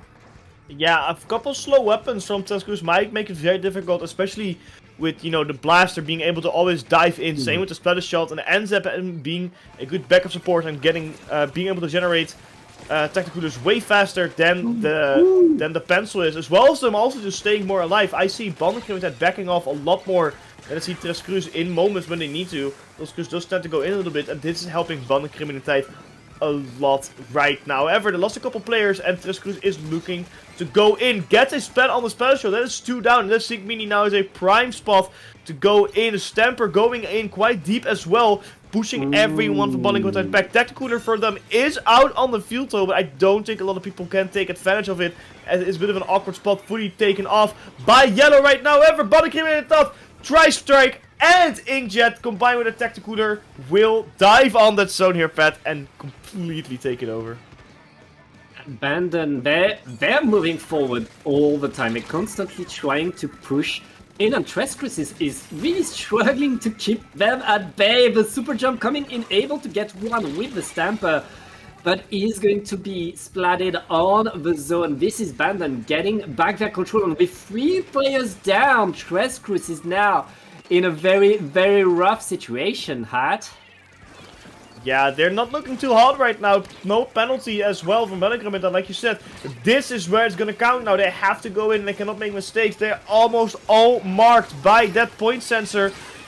Killer Whale 5.1 coming in, but 2 players down for Trescrus. This is not what they needed. But a couple ticks left and a complete zone domination. Banden Criminalitat will take game 1 with a knockout. And now Trescrus have to step up their game a little bit, because looking at how this game went, they are struggling a lot with going in. Yeah, that was a rough one, and that was really Banden Criminalitat.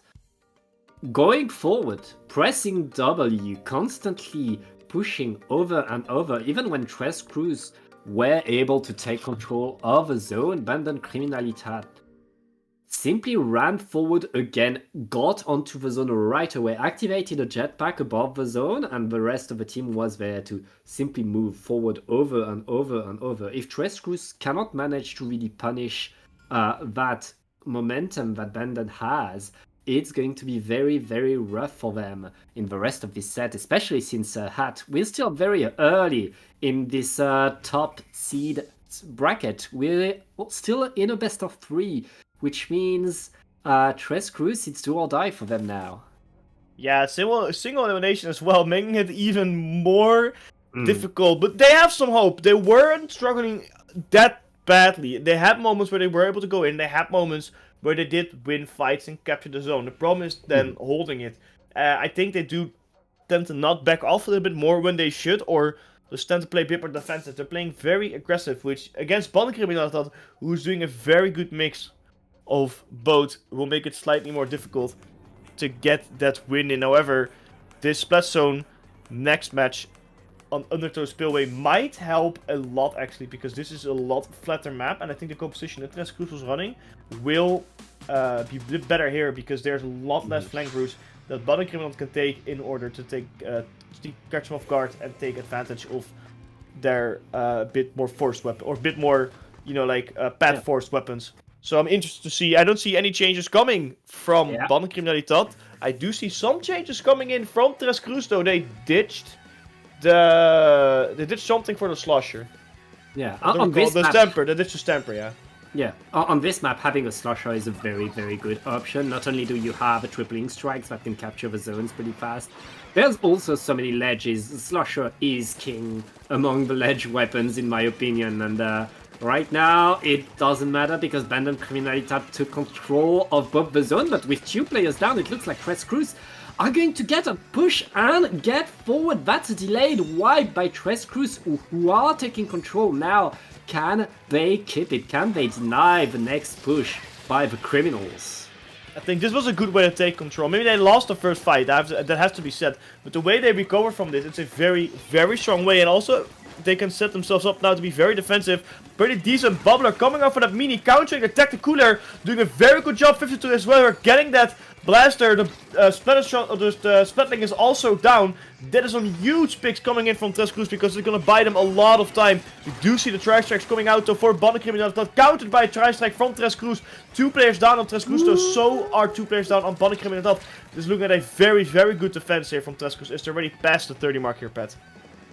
After getting dominated for that game 1, Trescrus is coming in strong, and the adjustment they made, they're working. But now, Banden Criminalitat are able to get that push, are able to capture the zones and apply penalty. But we're in a 2v2, Hat. Oh, scratch that. We're in a 1v2. It looks like Banden Criminalitat are going to keep control of the zones. And now it's their turn to try to get back into the game. Yeah, but Trescus had already a fight, but they went back into the game, so maybe they can do it again. But unfortunately, Splash Roll just a second too late, gets splattered after that by the Splash Shot. Not looking too hot for that Slusher. Zeke has their Bubbler ready, so let's see if they can use it properly. Very good movement by the Splash Shot, getting rid of that 52 Gal. Now we see the Tri-Track coming out again, and this is what we want to see from Bannenkriminaliteit. A very, very strong comeback. Trescus is struggling again. The lead has been swapped. 2 players down though on the side of Bannenkriminaliteit. So maybe if Trescus can get this zone back, they have another chance at victory. One with a very nice flank right there. That's a double or a triple by the 52 Gal, giving the zones to Trescus. I mean, they got their zones back. They know that they can hold it long enough. They already did it once. They only need to do it again. With more than 2 minutes left in the game, Trescus has the time to get the comeback, to get the lead back. But they have 2 players down right now. They need to wait their time. And it's going to be very rough. Kaiser with a 52 not able to jump away. Is going to get a trade. Bannenkriminaliteit are in control right now, looking to get rid of their penalty and in a very nice position. Yeah, Bannenkriminaliteit is doing everything right now. However, they did love one of the zones. They could have repainted it, but that cost them the blaster. This might be a moment where Trescus can find the opening to go in. Bubbler on the zone as well, gonna help them paint that zone and also be a beacon of hope when they have to jump away. Slusher now at a ledge, doing a very good job against the blaster, looking at that, splatting as well, wiping out Bannenkriminaliteit. They could not have played this attack any better. Very quick on the zones as well, not a second wasted here. Setting up defense is key now. Slusher going for a very interesting shark, getting rid of the splatling again. This is huge blaster as well here, Pat. This is what Trescus needs to do to get the victory. Hey, that's what they need to do, but they had a huge penalty. Now that penalty is done, Bannenkriminaliteit has the time for one push, but they need to go in now, and they get shut down completely by the mini and the pencil. Edemo simply dancing between the 2 zones. They know that all they need to do is kind of paint right now, and they get the victory. The zap is on the zone, but completely isolated. Trescus is winning and getting to the game number 3. Yeah, they did a very, very good job here on that defense. It took them a little while to get the little engine started. It's like a diesel. It takes a bit of time to warm up, but when they are warmed up and when they are ready, they are going to shred. And this composition for this map worked so well with a very great comeback and some couple wipes out. Trescus did everything they needed to do for the defense, and now they're putting the pressure on Bannenkriminaliteit here because Trescus was 1-0 down, but now they're 1-1, meaning for both teams it is do or die in the third game here, Pat. This next game will see one team go home and the other team keep going in that Paddling Pool 300 tournament. We've had incredible teams play. I can't wait to see more, but now, I mean, we have to let teams go. That's how the tournaments work, Hat. And right now, one of these teams will have to go. It will be on Inkblot Art Academy, a map that both of these teams have chosen on their lists. One funny thing to note, Hat, is that you know how the maps are chosen by the teams? Mm-hmm. Both teams won on the other team's choice. I mean, I think it's maybe a bit of overconfidence on one team, where Trescus was like, yeah, we can win a Robo Round, we have a very good comp, and then they were fighting a composition which was literally relying on being able to flank and getting stuff done because of the flanks, and then they lost it, and then the same happened on the Stillway, where Trescus had a comp which worked way better when the roots are more forced and there's ledges for stuff like the Slusher to go in and wreak some havoc. And in that map, Trescus won. So Inkblot Art Academy does have a little bit of both, where the routes are more forced as there's less flanks to go, or less variety of flanks you can go in, but, this is the big but, there are also a lot of ledges, meaning that those Slushers can also have a lot of fun here. So I think this is a very, very good final with the first 2 maps, sort of a combination from the first 2 maps into 1 map. So I'm hoping to see a very, very close tiebreaker here, but we'll have to see. TresCruise played that second game a bit stronger overall, but I think looking at the entirety, Bandencriminaliteit has my money as they're a bit more consistent in how they play. TresCruise is sort of relying on hoping to getting a wipe sometimes and not having their specials ready when they really need to. So I'm wondering if they can fix that little issue here, because if they do, it's a guaranteed win for them. They are the first team to capture that zone. Bandencriminaliteit a little bit slow, waiting for the special to be ready, and there comes the first special. It's the Inkjet coming out from that Splatling, trying to get rid of players, but unfortunately cannot connect with anyone, and all it resulted in was the NSEP getting splatted. Ooh! And this is the cleanup by TresCruise right now. As you said, they rely on getting the splats. They heard you. They got the splats, and they are pushing forward. TresCruise, now that they switched to the bucket, now that they have their momentum, they're really working pretty well. We're in a 2v2 right now. Bandon using the strikes, trying to paint the zone, but all of TresCruise are there to counter it, waiting for them. It's working pretty well on Bandon, who were looking so strong at the start of this game. Now they're just 30 ticks away from victory. Yeah, Bandencriminaliteit is not having the hardest moment of their lives here. The Duke captured the zone finally. It took them almost the entirety of the game. 24 ticks remaining for TresCruise, but look at that, how many people are getting splatted. The tactical does help with the respawns, but I don't think it will be helping enough for that zone to maintain their control. It is neutralized and it's slowly turning more blue, but no! No, Bandencriminaliteit does manage to hold on to it and does manage to score more points, but TresCruise is slowly putting more pressure onto Bandencriminaliteit as they are getting back in. They're having specials ready. Slusher used their special. 52 got special, got split before they could use their special, but the tactical is out for TresCruise as well here with a zone capture in the bag. This might be another stronger moment for Bandencriminaliteit as they have to go back in again.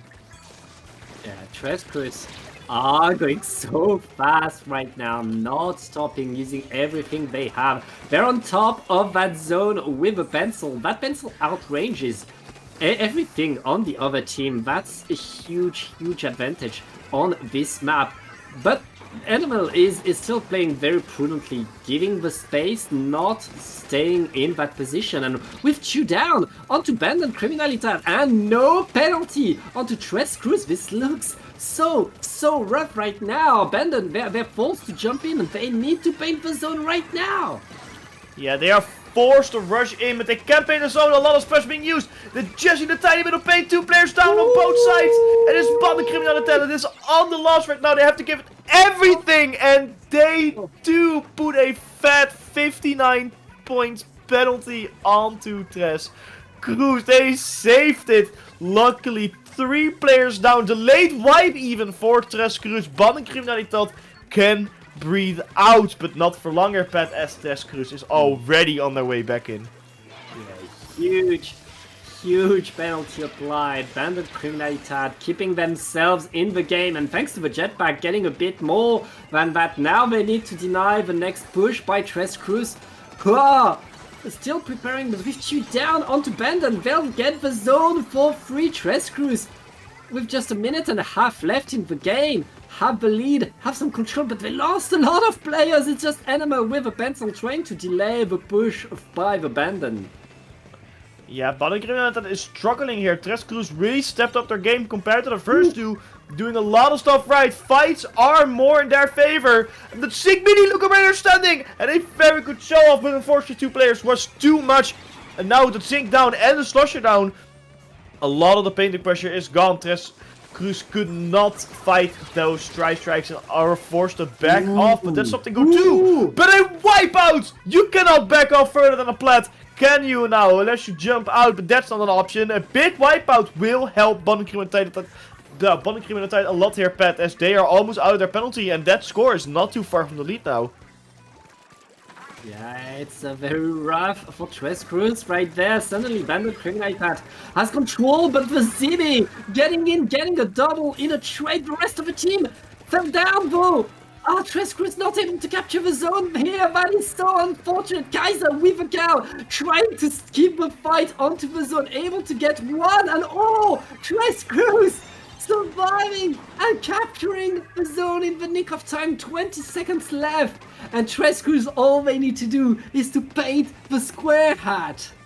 Yeah, just paint a little square and you can win. But you only have 10 seconds left and there's not a lot of time. You cannot mess this up. This is the one chance Criminaliteit has. They need to capture in order to proc overtime, not just neutralize. The tribes coming out, everything under the sun being used on the second. Ooh. They do capture, they do force the overtime, but can they keep it? That's the bigger question now. If it's neutralized for too long, they will lose it. Meteor goes down. This is huge for Tres Cruisers. They lose a lot of painting power. Criminaliteit lost 2 more players, and I don't think they can recover in a very, very close fight for that zone. It is Tres Cruz that takes victory here and puts themselves into round number 3. And we unfortunately have to say goodbye to Criminaliteit, as they cannot have a recovery fight here, as this is a single elimination tournament. With a very, very good showing, it just wasn't enough. But man, what a fight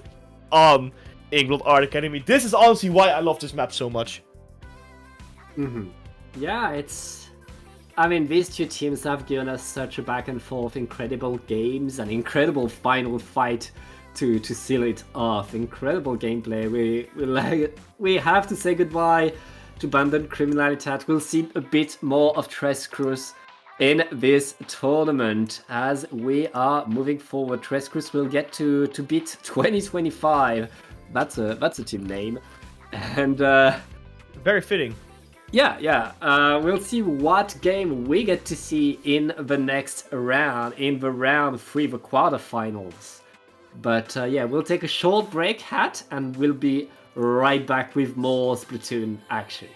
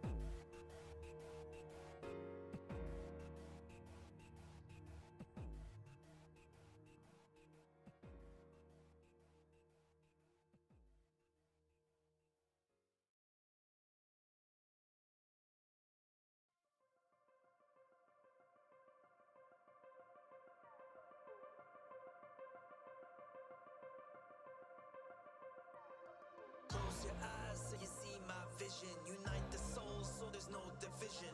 Look into the future, we see all seasons. Aiming for the top, but what's the reason?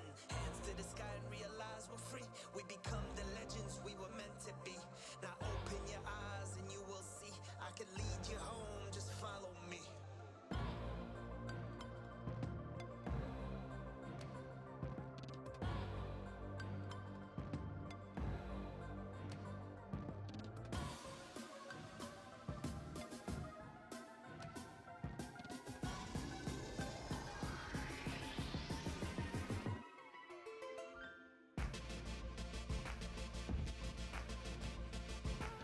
And welcome back to Battling Pool 300. My name is Het and I'm joined here by Pet with the lovely face cams on this special anniversary edition in the new year. We're gonna watch Obito is number 2 against Le Bon Bon. But before we do that, I do want to mention 2 more donations that just came in. Ash with $15 and Squishy Side Up with $50. Which is very good. We are now sitting at $544.33 over a $1,000 goal. Thank you so much for donating towards the Trevor project. But without further ado, our next match, we'll be switching up to best of 5, starting it off on Mako Mart, which is, I think, the absolute best map to start a set on like this. What do you think about that, Pat? I think it's the fastest map. I think it's the map where you get to see teams fight over and over and over and over. And as you said, this is a good map to start a set. This is a map that allows you to see really, because every kind of weapon, every kind of strategy is going to be viable on this map. provided you're good at doing it, you can really see teams express themselves, show what they want to do and how they want to do it. And it looks like both of these teams are going to bring interesting comps. On one side, I see a Forge Pro for Obito number 2. On the other side, it's a Reef Slider. It's a Reef Slider with that Bi-Slusher bucket. You never see the Bi-Slusher. And I wish you'd see more of it, because I think the weapon is just super interesting, but I don't think it is that great. Remember the Reef Slider on Mega Mart, it can actually do a lot of funny stuff, like we see here. It gets a splat somehow, but 2 splats coming out from the Decapitator, and that will secure that zone for Obito number 2. 85 to 86. Both teams have a small penalty, but not much has happened so far. However, I think now Obito will actually get a lot of stuff done. Booyah Bomb gets rid of that Special Medic. Roller goes down as well. Bi-Slusher goes down as well. 3 players down on the bottom side here, Pat, as Obito number 2 is doing mad work here. Yeah, Obito number 2 not stopping. They have so much control over the map, and it's really how fast they were able to move forward and punish Lebonbon for trying to respond, for trying to take back the positions that they lost. Right now, Lebonbon, they need to put themselves in position to stay strong, to stay on the map. At least they're able to capture the zone, and having the Dreadwinger under the stacks will allow them to at least take some control over the map. Yes, and this is the Bonbon needing to take some map control over here, because Obito number 2 just got 3 players down again, and there's nothing they can do. Another splat by that Booyah Bomb. There's just no chill coming out from Obito number 2. They are doing everything they can to make sure the Bonbon does not even get close towards Stone, don't even get out of their base at this point. And they're still pushing indeed. The Bubbler goes in quite deep. Splash Melios go down. So does Takamo the front of Bonbon, meaning it's a 3v3 scenario.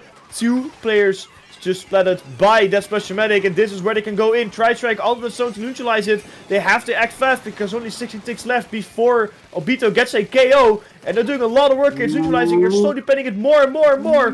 But they just seem to not be able to get the control in their hands. They just seem to lose it every single time. Obito number 2, so incredibly strong in maintaining the dominance, and with 2 players down from the Trizuka, it has finally changed towards the Bonbon side here, Pat, but that took a long time. And both teams were incredibly patient. Despite the zone being contested, both teams were waiting for a better opportunity to really get back control, to really get as much as they could. But as I say that, Obito is back in control of the zone with another huge push right there. And Lebonbon forced to jump away. They know now to respect Obito number 2 whenever they push forward. Yeah, and they should respect Obito number 2, because they were doing already an incredible job earlier in the beginning of the set, and now they're doing an incredible job again. The Bonbon have to take the team seriously and have to find a good approach, but they have to act quick now, because there's only a couple ticks left before the penalty ends, as it does right now. And now timer is really ticking down. Only 10 ticks remaining for the Bonbon to get anything done. They neutralize the zone. 2 players do go down on the side of Obito number 2, but it doesn't matter. They capture that zone anyway. Finally, the Bonbon captures it with 3 ticks left on Obito's side here, Pat. But that was very close, and they are still not in a position where they can comfortably maintain that zone. Yeah, this is one of the best maps for the Reef Slider Cheese, because it's plus shaped. It's perfect for your explosion. Right now, the Bonbon keeping themselves alive, but with 1 minute left, they need more than a fly penalty. They need to hold the zone, and Obito number 2 are already pushing again, taking back the zone and contesting everything. The Bonbon needs a push again, Hat. Yeah, they really need a miracle at this point, because every single time they go in, they don't even get to score a lot of points, really. I don't think they've gone past 65 for a little while, so they might want to get onto that, but something that they get onto that earlier is getting onto that zone, but I don't think it's going to happen anymore with the penalty gone and 3 ticks remaining. It is Obito number 2 in a very dominant fashion, taking game number 1 with a KO. And it looks like the Bonbon has some work to do in order to get themselves back on their feet and in order to get another win here. It is best of 5 now, so there is a bit more breathing room, but it's only 2 more games until they are kicked out if they continue to get dominated like this. Yeah, very, very rough one. Right there, Obito number 2. Able to really show their might. Able to really establish themselves. I mean, they are seed number 2 of the tournament. It's for a reason. They're top players. They have so many accomplishments on their belt. And it shows. Le Bonbon is a team that managed to create the surprise already earlier in the tournament, beating their seed in the previous round. But now they're facing a team of a different caliber. And they were able to get a few fights. They were able to get a few pushes. But they need to get control over the map. Thankfully for them, it's a best of 5. Which means that they'll have some time to adapt, sometimes to lab things and try to find a solution, try to find a way to stop that momentum that Obito number 2 has. Yeah, but it's still only 1 more game they can lose before they are knocked out of this tournament. Or before they are a match point status Obito. Because, I mean, yeah, you have some time to adjust and adapt with the first game, but I think in game 2 you should already be adapted and ready to counter it, because that's how you are used to from best of 3, and I don't think another mistake this early on will help the Bonbon's case in any way, because then they have the reverse sweep, which has been proven to be very difficult, especially, like you said, a more top caliber team compared to Le Bonbon. So I think they have to up the strategy, you know, really put their foot down and start pushing in a little bit more. The map will help a lot, which is coming in. Lemira Hub, or Lemuria Hub will help a lot with that. Hopefully it's a bit more open. I don't think the cheese will work, but it will help them a lot. And before we quickly go on, I want to quickly mention 1 or 2 things. We have 2 more donations coming in. Anonymous donated $5, so whoever you are, thank you so much. And VS Quiff Strongest Soldier donated another $50, so thank you so much for donating as well. And now back on to betting pool here, Pat.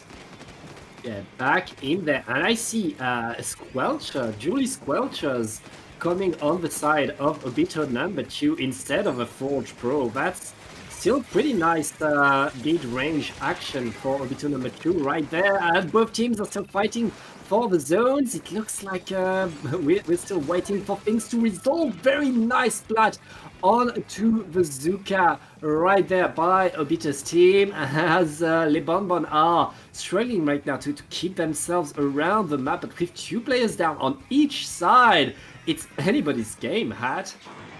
Yeah, this really is anybody's game indeed. It is Le Bonbon now who are a bit more dominant on the map, but Obito just in a swoop gets that zone back in, and now Le Bonbon is slowly taking it back, but Obito is just so strong, and they're going back so quickly as well here. They did manage to capture the zone in Le Bonbon, but look at that, only 4 ticks, and whoosh, it's gone. Just like that. I mean, Le Bonbon able to get the numbers advantage, able to finally get the zones and establish themselves. Now it's all a matter of keeping Obito number 2 away, and it looks like they're in a very nice position to do that with the players from Obito's team falling down. Le Bonbon are holding pretty strong right there. I feel like this is also a map, even though it's a bit more open, due to the shape and then the weapons that they picked, it just suits Le Bonbon a bit more. They did lost 3 players here, so that does not help their case. But they have the lead for now at least, and if they can stop that zone before the penalty is over, they might be able to retain it and push it even further. Penalty, however, is over, and the lead is now swapped back to Obito, and we are at the stage where we were in the first game of Makomart, where Obito is dominating very, very heavily. They are going in quite deep into the spawn. However, we do see that the ball is diving in, but both players who dived in got splattered here, Pat. Yeah, Obito number 2 simply holding, getting more and more. They're preparing the next set of strikes, and with just 25 ticks left onto the zone, Le Bonbon needs to get a push very fast. It's going to be pretty rough, Menomania, with the Dreadbringer able to get there, able to get one, needs to reef slide onto his zone, just to stop it, but you need to cap both if you want to apply penalty. It's going to be so rough. Obito number 2 able to keep one zone, which is enough to not get penalty, and now they're cleaning up left and right. With 3 players down, Obito number 2 are going to get back the zone. And yeah, get game number 2 as well. Yeah, Bonbon trying, struggling, and then trying again, but Obito number 2 really, at this point, is on a very different caliber, and whatever Obito, or whatever Le Bonbon throws at them, it's just not working. It's straight up not working. Obito has an answer to literally everything that Le Bonbon is throwing at them. Yeah, as you said around the start of that game, it really looked like Le Bonbon had a plan here. We're very comfortable with this map that we don't see that often. And but Obito adapted, found the answer, and once Obito were in position, once they had that control, once they understood the plan, the deal, Le Bonbon struggling to get back in, struggling to get the fight, struggling to get the paint on the round. Obito is number 2. He's now 1 game away from the semi-finals, and Le Bonbon, they need a miracle at this point, because it's not working for them right now. They need to switch things up, and they need a big change if they want to stay in. Yeah, they need something done. They need to find the opening. They need to find the weak spot that Obito has. But what's that weak spot? What's it gonna be? It really looks like they have nothing. Everything that Le Bonbon tries just gets countered instantly. Every single strategy switch up, Obito has an answer to that. So the question now is, what is their weak point, or what's a strategy which is either so all enough or so strong that there is no counter that Obito can throw at them? And Omai Ruins is, I think, a bit of a difficult map for that. For Le Bonbon, it's a very dominant map for defending teams. You can very easily lock out the enemy spawn. So this is something that Le Bonbon do have to work against, which is a bit of an advantage for Obito. But we're gonna. I want to see. I'm interested. Hopefully, a bit of maybe a weapon change, getting rid of the Deathbringer and switching it up for a regular Slosher or for a machine might help a little bit. But I am not entirely sure. It looks like Le Bonbon, or Obito is not really keen on changing their weapon composition all too much. So goes it for Le Bonbon. I do see a splatter shot now for the Trizukas, which will help a lot on the range side. But will it be enough to get the victory? Another duo zone map, which was something Le Bonbon was good on in the earlier stage of the fight, but lost it at the later ones. Let's see if they can hold it on to this time after finding 2 games against Obito. Yeah, and here comes the strikes by Obito right there. Le Bonbon defending as much as they can, trying to stay on the map, but with 2 down on Le Bonbon, that's going to be Obito number 2 taking control over the map, and they're not wasting a second. They're already trying to push ahead, take as much control as they can, and with these strikes, that's going to be very rough for Le Bonbon to get back in. Yeah, Le Bonbon struggling already.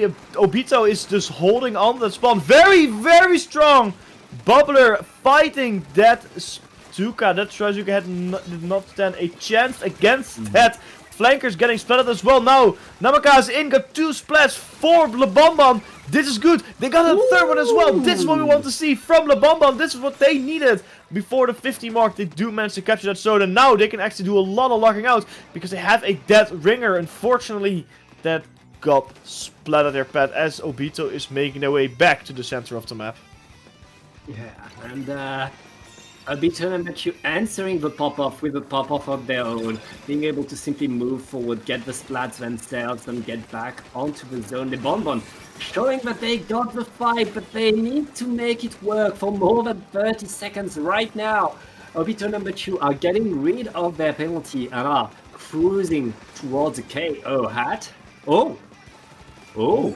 Oh, maybe Ooh. not. Maybe Maybe not. not. They're not that easy yet. Namaka already carried them once towards the goal points, and they're looking to do it again. Shasuke does come out. Does not Oh. connect to the pencil. That is big for Obito, meaning the pencil can stay on there, retain their Tractor charge and their life, and they can do more damage. It is the Bonbon doing a lot of paint work right now as 2 players were down for Obito.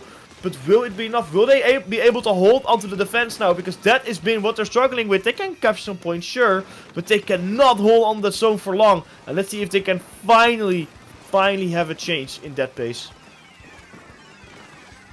And right now the Bonbon are off with the lead. They are in the lead and with a few more players down. It looks like it's still a scrap for mid right there. We see this fight. The Squelches are doing huge work for Obito's team, though. And the Bonbon are going to have to concede the middle of the map. But they showed that they can get the lead. They showed that they can get ahead. That's what they need to do now. They need to do it again, though, because Obito is about to get the lead back. Yeah, Obito is very fast. They're very quick at the response. The penalty has been gone, and the lead is look like being swapped back. It's a 2v2 scenario, but Obito had the advantage here in terms of paint and in terms of the positioning of people. People from LeBron were coming back from their spawn. In terms of 2 players, another splat onto the common roller for the Bonbon. Obito back onto the defense. Obito setting up another hold onto their spawn. And LeBonbon have to rush in and do something quickly because there's only 10 ticks left before a 3rd KO in a row with 2 players down and both players stuck in their spawn. There is no way they can touch that zone or get even close as Obito takes game number 3 with 3 KOs in a row. Bit of disappointing ending here. We don't see the victory screen, but we know who won and we know who KO'd here. It is Obito who continues on into this tournament as we have to say goodbye to LeBonbon. They did make it quite far to the quarterfinals, so we have to give them credits for that. They still had a very decent run here in Panic Pool 300. Unfortunately, it just wasn't enough. Yeah, LeBonbon beating their seed, getting very far in this tournament, but at some point facing a monster a bit too big. Obito is number 2, will advance on to the semifinals as they're waiting for the other team to qualify yet. It's going to be either Big Sigmas or Sanagi who will qualify. They're up 2-1 for Big Sigmas right now. But Sanagi, who is seed 11, is still in there. So we have a bunch of teams that shouldn't be here between LeBonbon and Sanagi that were able to qualify to the quarters and are looking to stay in the tournament. Yeah, sometimes you don't want to mess with the low seeds because you think, oh, you know, seed 11, that's not that high, we can beat that, but either their seed is wrong or they're having a very good day. It's only based on results, and people can get better and just not have results for a little bit, and then somehow use all that skill in order to score a very interesting result. But I think whilst we are waiting on these next couple games, we'll be going on a tiny break to get everything set up for the semi-finals of Battle Pool 200. So don't go anywhere, as we are still having a lot of very intense games coming right up.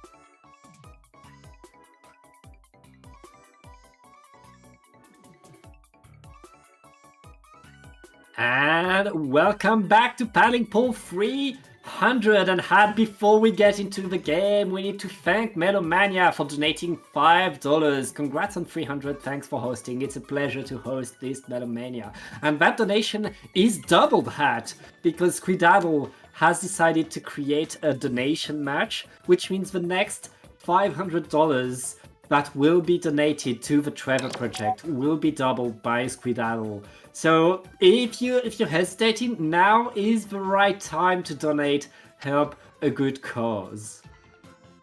Yeah, thank you so much for the donation. Thank you so much, Squiddaddle, for matching the donations and doubling whatever is donated up to the next $500. $500. It means a lot to us, and it does also mean a lot to the Trevor Project. But without further ado, we are here for the semi-finals of Paddling Pool 300. We saw them before, my Shyla, but I don't think we have seen a lot of them early in this tournament. 2025, a fitting name for the year we are currently in. And what are your expectations, Pat, starting off on Mahi Resort? I mean, when we saw my Shyla on our stream Hat, they were playing Quad Blob Blobber. I'm pretty sure they've changed their comp since then. I hope so. They've had a rough quarterfinals going to a game 5 against Camden. And I mean, my Shyla are very, very good players. Incredible gameplay. Now they're going against 2025, a team that hasn't dropped a game yet.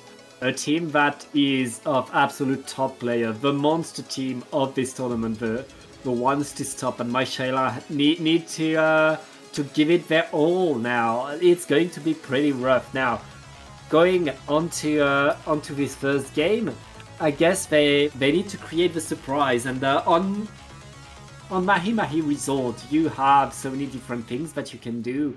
It's really a matter of can they set themselves up and push forward. Yeah, I think My Resort does pose some interesting challenges for both of these teams, as well as a lot of opportunities, because the map shifts around after a bit before the halfway point, so it will create more flank opportunities for both teams. However, now in the small areas of the map, it will be a more fight for the center, and everything will be a bit more focused. I love to see those dualies coming in from my Shyla. It's a weapon you don't see too often, but I love seeing them every single time, as well as that Rapid Pro Deco. It's also not a weapon you see every single day. Trying to avoid that NZAP, unfortunately didn't make it. Quick refrag coming out from their teammate to maintain that zone, because my Shyla is now actually dominating on the zone here, Pat.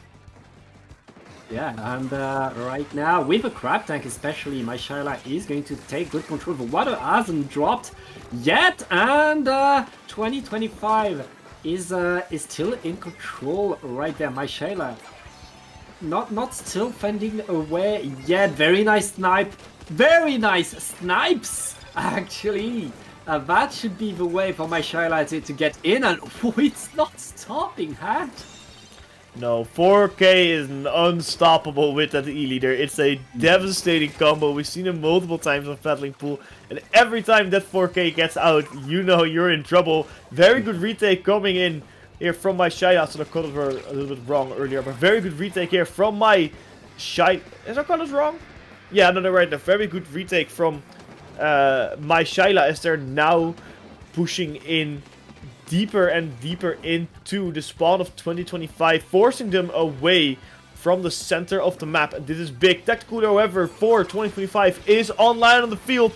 So it's that crab tank, and that crab tank will wreak havoc in the center of the field. And 4K being stuck in the crossfire. Diddley, however, is the one who gets splattered. 4K somehow survives and got to a safe spot, but with effective 3 players down for my Shylas, as it just respawned. I don't think they'll be able to do a lot of stuff here, but 4K! 4K says no! We're capturing that zone there, Pat! 3 players down by 4K alone! Incredible plays, and that's the power of a good editor right there. My Shyla simply staying on the map with a huge amount of snipes. 2025, we're not expecting that amount of snipes, I guess, and now they need to find a push in, because there isn't that much penalty left, Hat. Yeah, the penalty is almost gone, and that means my Shyla can start extending their lead. It's already 10 points ahead, but I think they want to get more. I think they want to get maybe 30 points ahead or 40 points ahead to a KO. 2 players do go down, however. They do get it past to 20, which is, it's a bit of an upgrade. It's 10 more points away from where they were at 4K again, man. Hold Not me, stopping. pinch me, make me sure I'm not dreaming because what's going on here? Incredible snipes right there by the Elita, but No! doesn't matter. My Shayla getting a few splats are going to get the zone back. Yeah, I don't know what 4K is doing and what training routine is on, but they need to share that, man, because I need to get that good with the Eden of 4K. That is absolutely insane. Absolutely crazy. But it is my Shayla pushing it again. Added this 2025 who is holding onto that zone control and working the penalty points away. They only have 50 points of penalty left on the field. 2 players do go down though. On the side of my Shayla. That means 2025 will hold onto that zoner pad. Tactical does go out. Some people get spent within it, but very quick respawns for those players and no special loss. The 52 however does get spent again, and that means they will lose half of their special point, only having 40 left. But a triple splashdown in that zone will capture it and will put another penalty back on to 2025. And my Shyla back in control with less than a minute left in the game. 2025 need to mount another push, need to prepare something else. They were not able to grab the lead, and right now they're able to at least push forward, get in. Their juice is already down though. If they really need to paint the zone right now, they're able to take control. But can they keep it? They're still happy with the blaster next to the zone. Also the Gal, that's going to be pretty rough with 30 seconds left. 2025 cannot concede the zone ever again. They activate the crab tank, and that crab tank needs to find its back. The Elita is down. That is huge. It looks like 2025 is going to get the lead, Hat. Yeah, they have the lead swap here, and they have 3 players down on my Shayla, making an effective wipe or delayed wipe out. And with 4 ticks left and a delayed wipe, there's no way they are getting back as good as they were. It is 2025 who swoops away game number 1 and continue their streak of not dropping a game. Hat, I've seen the sniper montage that were less impressive than this game that 4K had with the Elita. But my Shyla still lost despite all of that. 2025 simply so strong in their ability to come back, in their ability to take control, and unless that Elita was absolutely popping off, it was 2025 taking control, taking the ground, taking the bait. And my Shyla very much relying on these Elita picks, but you can't rely on them too long. Once 2025 were aware of the danger, they were able to go around. Yeah, you saw a shift around when the thing 2025 hit like the 30 mark on their zone, is where 2025 was really focusing to get that E-leader down, because like you said, they were relying on it, so they knew if they can go to the E-leader, then there was no way that they could still fight as well as they did. And that's something that 2025 did wonderfully, looking at the situation, looking at the issue, and finding a solution for that issue. Now game number 2 is actually very quick to start. I want to see if 4K can dominate here yet again, or if 2025 is ready for the plays. Yeah, we don't see much difference in terms of composition. Teams are ready. I feel like the strategies are set is going to be decided by what each player is able to do with this. And it looks like 2025 are already taking control above the zone and are getting the splats as well. 2 down onto my Shayla, who are simply waiting for the next of this game and are pushed away. It is so rough right now. The hard attack by 2025 is not stopping. Yeah, 2025 is rushing in to that spawn, is rushing in towards my Shayla and is making sure that they cannot get out or even look at that zone, because right now, to even look at the zone feels illegal. 2025 is at an absolute dominating run. 4K cannot get set up, but look at that. They found an opening. They push players away out of their spawn. Tactical is online. 420 or 40 so for my Shyla. Seen it get splattered by 4K, and now they're hungry. Now they're feisty. They're looking at more players to get splattered. Synapse on the left, trying to get away from 4K. Gets out of their side, but is being pressured by other members from my Shyla, who are getting splattered here now, meaning they did not make that much progress as of yet. They did capture the zone and push to 81, but I don't think that's enough. And it is 2025 who's again pushing deep into that zone. Yeah, 2025 ahead in that game, but they lost 2 players. 4K still able to get these snipes that allow my Shyla to push forward. Now, can they hold the zone? Can they do more, as 2025 is already preparing the next push hat? Yeah, 2025 is not stopping. They are always looking at openings and opportunities that they can take advantage of against my Shyla. However, my Shyla has a decent grip on the zone. Now, Commentator's Curse, they had one. 3 players down. The second I do say that, I will never get old. 4K! Missed! They did not just jump over the Editor shot. They did not just do that. They got fragged in the end, however. But that was dirty. That was nasty. And this is my Shyla again going into that zone. They're consistently getting some points, but they're taking longer than expected because they do keep losing it. But at this rate, Pat, they're going to score a lot of points here. Yeah, my Shyla in a good position right there, and able to kind of stay in their own butt, but Julies are getting the splat onto the super jump. It's going to be the zone back in purple for 2025. My Shyla needs to find another push right now. Yeah, my Shyla has to find the openings. They were finding continuously earlier and earlier. They did every single time they captured the zone out. They scored some points even when they had a penalty applied. So they are definitely able to do it. They have the strategy and they have the players to do that, but now they have to go in. The 52 goes down. This is big because it means there's no special. They have a lot more freedom. Fighting against that pencil does get splattered, and the triple splashdown does not reach in Clever Pig. But a very good jump, still in the battlefield, but away from the danger, will prevent my Shyla from pushing in and will prevent any points being gained for my Shyla. As 2025 setting up a solid defense here, Pat. Yeah, it's tiny optimizations that allow 2025 to simply stay in control, but it's these snipes by the Editor that allow my Shyla to push forward, but these snipes are not finding their mark right there, as my Shyla is back in their spawn with just a few more ticks onto the zone. 2025 are trying to get it, but my Shyla with a splashdown are keeping themselves alive, and they have 1 minute to come back, Hat.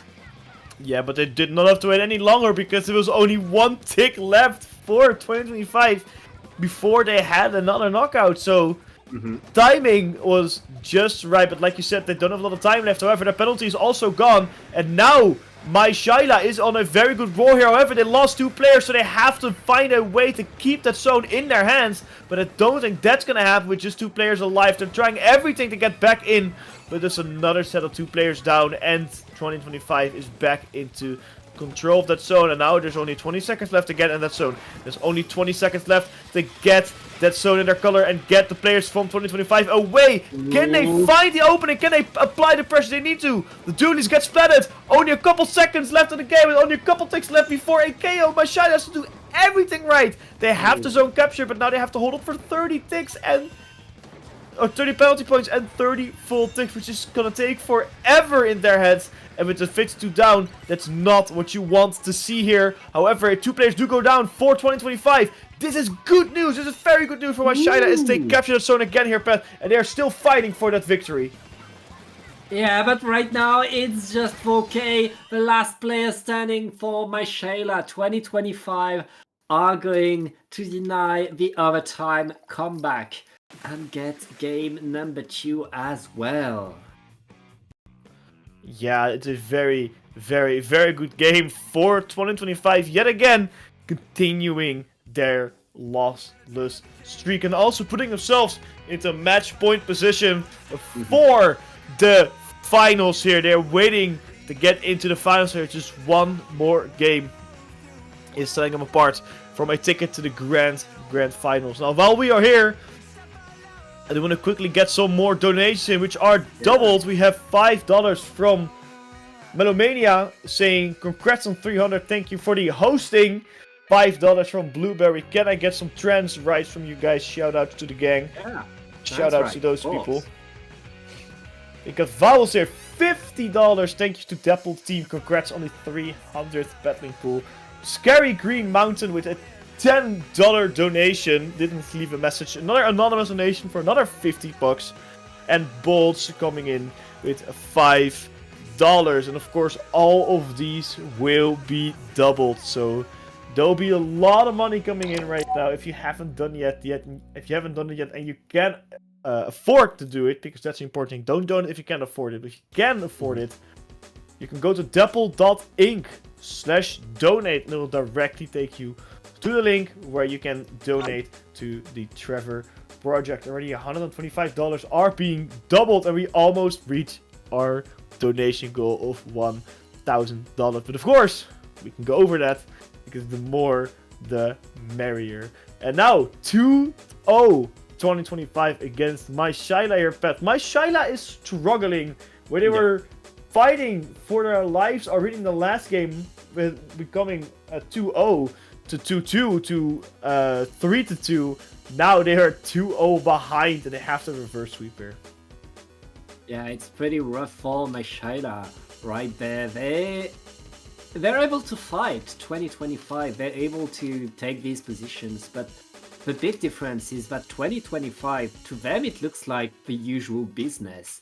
My Shayla, when they get a push, it looks like they popped off, like they got picks that they didn't mean to get, and that they really managed to outplay themselves thanks to these huge snipes by the Eliter. 2025 just a bit faster, just a bit more optimal. I don't know if you noticed that, but at some point in the game, both a player from 2025 and a player from My Shyla got a super jump. The player from My Shyla got a super jump back to spawn. The player from 2025 got the super jump back to somewhere else on the map to be active right away. And it's this kind of tiny optimization that allows a team like 2025 to be slightly faster, slightly more present on the map, and in the end, get more points and get the games. It's the kind of pace that My Shyla needs to match, and needs to match very, very fast if they want to stop 2025, who right now look pretty much invincible.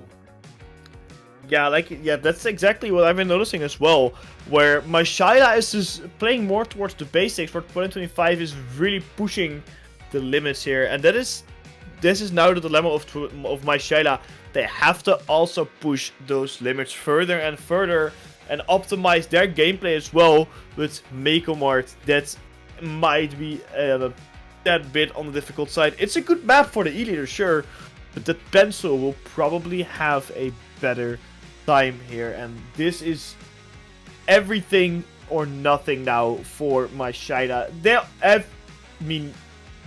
They have one more shot to get to the grand finals. To lose it now, it is out, and I'm pretty sure they really want to go towards the grand finals. However, we're still playing as 2025, who has not dropped a single game as of yet, so anything, really anything can happen here.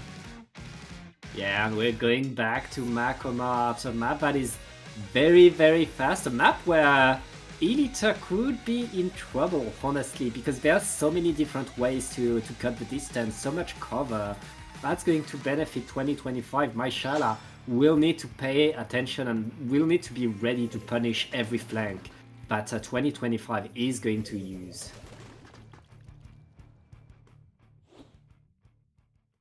Yeah, I'm interested to see how they're gonna do this, as we see no changes into the team compositions here. They are very, very keen and confident that they can succeed there. Let's see who's gonna be the first team that will capture that zone in this 2025. But can My Shyla has an answer? 2 players down on the side of 2025. This is where they can shine. This is where they can push in. Only 83 points left for 2025. There's not a whole lot of push going on from them. The starting push is not that big. Mashara can take it and can hold it as well with 3 players down here, Pat. And Maishara able to get the push, able to get back in there. Now they have the lead. They need to keep that position though, and we know 2025. Once they get that momentum, once they get forward, and right now they have the tacticular active and the crab tank is deployed. That's going to be very rough to stop. And I mean, Maishala are able to keep the zone for a while at least. It looks like Maishala are able to deny that push hat. Yeah, Maishala's doing a very, very good job here. Ooh. As they're still fighting in. 2 players do go down though, and this is where 2025 can get that zone back in. But they did a very impressive job pushing it to 38. It's like an opposite score of what 2025 had, kind of ironically. Penalty now is over 2025, and they're pushing in and putting a very cheeky sprinkler on the top of the map, painting that zone and being hard to reach for most players. My Shaya now struggling again of coming out of their spawn, optimizing their gameplay. 2025 is doing, and 3 players down again, Pat. Yeah, it is just the Elite left standing there, deploying a wave breaker in their own spawn so that they can make sure they can drop right there. But it's going to be rough with 30 ticks left onto the zone. My Shayla doesn't have much time. 2 players down already. It's very rough. And 2025 taking full control of this map with just 10 ticks left. And a splat on the zap is going to seal the deal. There's no painting power left for my Shayla. 2025, still without dropping a single map, are going to go on to the finals. Yeah, I don't think we can say that much more of this team. They are showing why they are the number 1 seed of this tournament. They're saying, look at us. This is what we can do. This is the strength of our team. And they had a tough start where Maishara had a good chance of holding its own for longer. But unfortunately for Maishara, 2025 came out on top again. But like you said, the time optimizations in their gameplay, the way they play together, the way they coordinate their specials, it almost felt like Maishara just from the start didn't have a chance. I mean, they had a chance. They're very good players. But in the end, 2025, that's the difference of like a bit more control, a bit more speed, a bit more mechanical prowess. And my Shayla showed us that they could do it, but 2025 showed us that they're on a different level right there. And are now qualified for the finals of this Paddling Pool 300. Yeah, they very, very well deserved finals. That will be going on a tiny break until we get back to the grand final. So don't go anywhere, as we might see Obito number 2 against 2025 or Big Sigmas against 2025. But that match is currently happening, and those are 2 also very, very strong teams. So don't go anywhere, as we'll go on a small. And if you want to see the other semifinals, you can go to Prochara's stream, and the game number 3 is starting right now, so go there.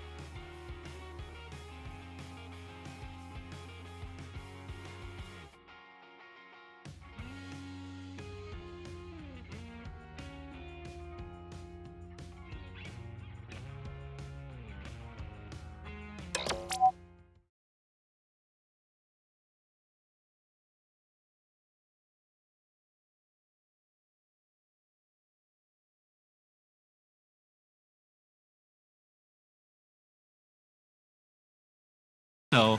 Bottom right. It looks like they flip here. And they kill... Oh. Last one jumped. Alright.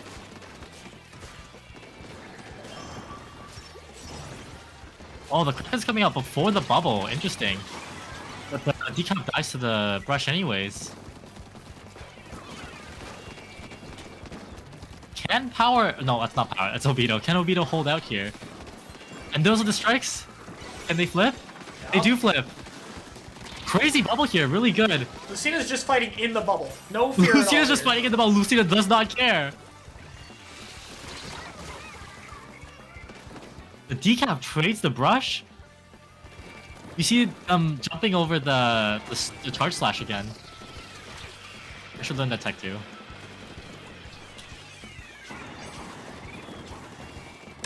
The strikes are up, but it's not enough to cap zone.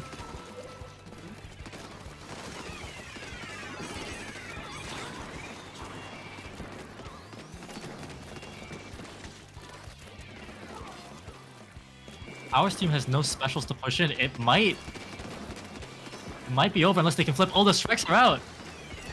And so is the Kraken. Is it enough to flip though? It is. But it's 10 points. I don't know. Yeah, it's gonna be hard It's to gonna be a lot beat. of work. Really hard to beat. But I mean, the power of the reverse sweep compels. The power of the reverse sweep?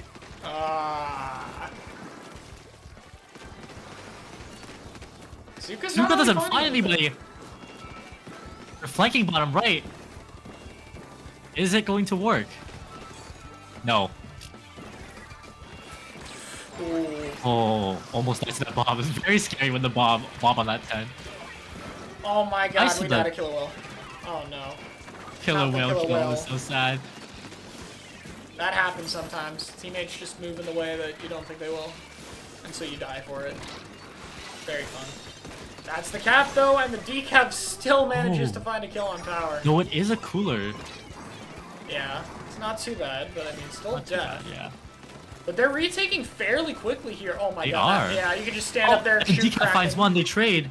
Poor Kraken cannot climb up that little block. Interesting strikes. Um, What? They survive? Hello? Hello? Obito's flanking bottom right again. Oh, Lucina's dead. Lucina was flanking bottom.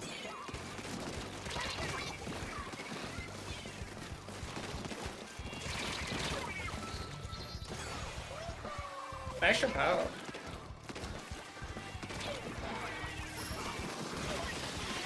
Oh, jump in onto a strike. Decap cannot hit the charge slash there. That's a bit of a tricky shot to land. And Control is flipping.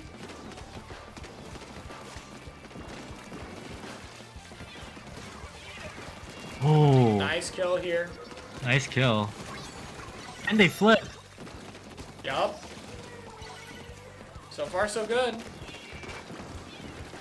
They've got it down to 21, which is pretty good, but that's a pretty big penalty, and only a minute left.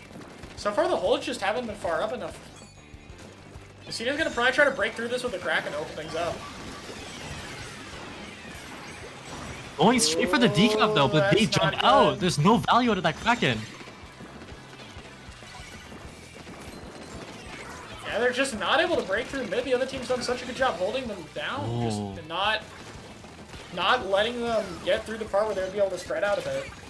Like, if you can keep them Kills stuck in the jump, center of kills the stage, you pencil. do so much damage. Oh, this is looking bad here with the Zuka, too. If the Zuka gets a good enough kill that this could end the game, but it's not Zuka able doesn't to find find anyone, but- Oh, and those are the strikes. Is it enough to cap zone though? It's not.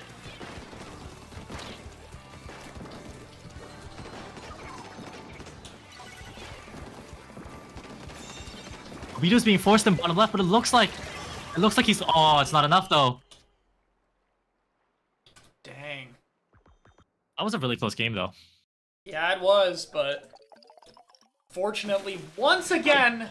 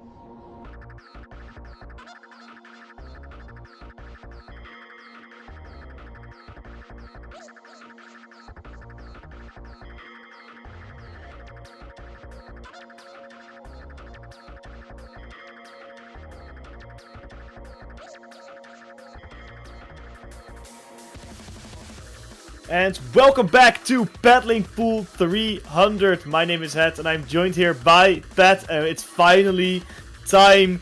It has arrived. The grand finals of Battling Pool 300 2025 against Obito number 2. Obito was on a streak without losing a single game, but unfortunately for them, they lost some into the semi-finals. They lost 2, in fact. But 2025 still hasn't dropped a single game in Battling Pool. So they are right now the favorites. But before we continue on, we are very close to reaching $1,000 in donations. We are at $844 right now, and again, everything you donate now will be donated or will be doubled by Squiddaddle. So if you can afford to donate, please feel free to do so. And now, without further ado, we are going into the grand final, starting it off on Umami Ruins. Both of these teams are almost ready, and both of these teams are hoping to win that Battling Pool 300 title, because what a title would that one be.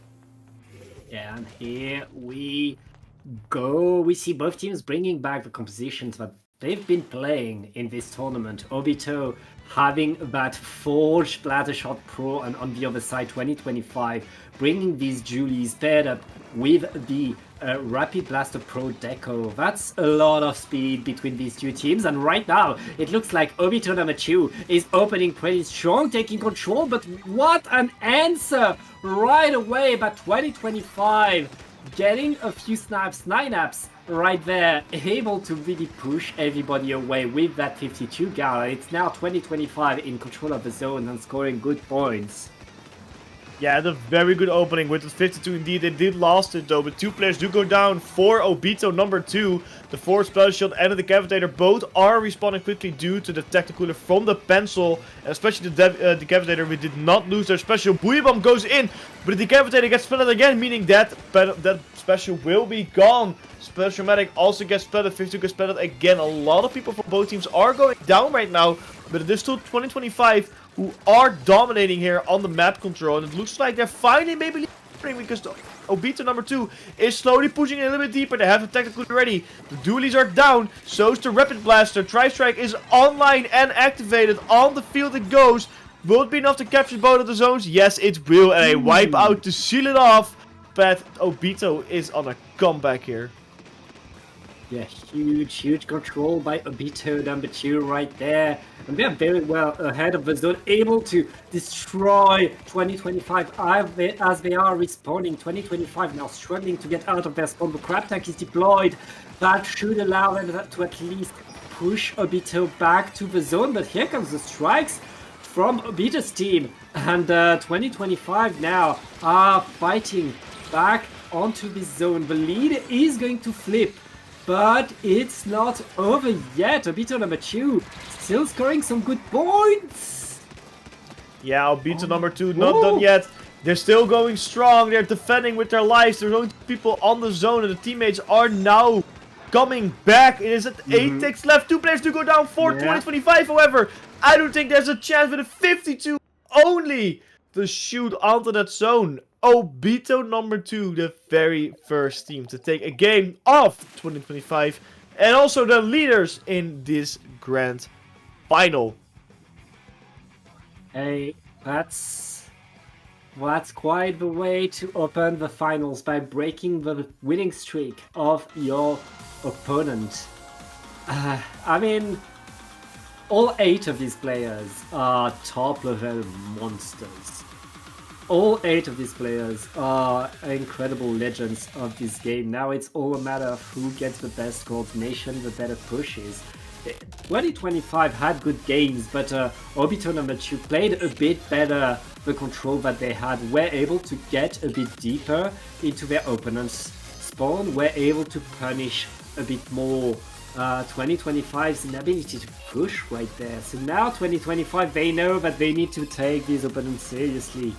What can they do? Do they change their comp? Do they simply switch things up a little bit? We'll see what they do going into Mako Mart. You know, I don't think that 2025 really has to switch up anything. Especially no other comp. I think this is maybe a bit of a playstyle. Having to adapt to the speed of Obito is something that would help a lot. But other than that, I don't think they have to change a whole lot of things. I think their composition is fine. It worked out for the entire tournament. And the beginning of the match was fairly close. It took Obito quite some time in order to really get their foot down and start to get a hold of the zone. But I think the Obito comp is just a bit better on the defensive side. And especially maybe Udamaru is notorious for being spawn locked. That would help a lot in the case of Obito. And I think Mako Mart definitely has that issue as well, but different, a little bit less. So I think that 2025 here will have a better chance than on my rules. Hey, we'll see how they're able to do. Mako Mart is very much a map where anything can happen, and it can happen very, very fast. Zenith dropping the Rapid Deco in favor of a Decavitator. That Decavitator has been very much the weapon to bring to the fight, and I'm not that surprised to see 2025 using it, and it looks like it's working pretty well already.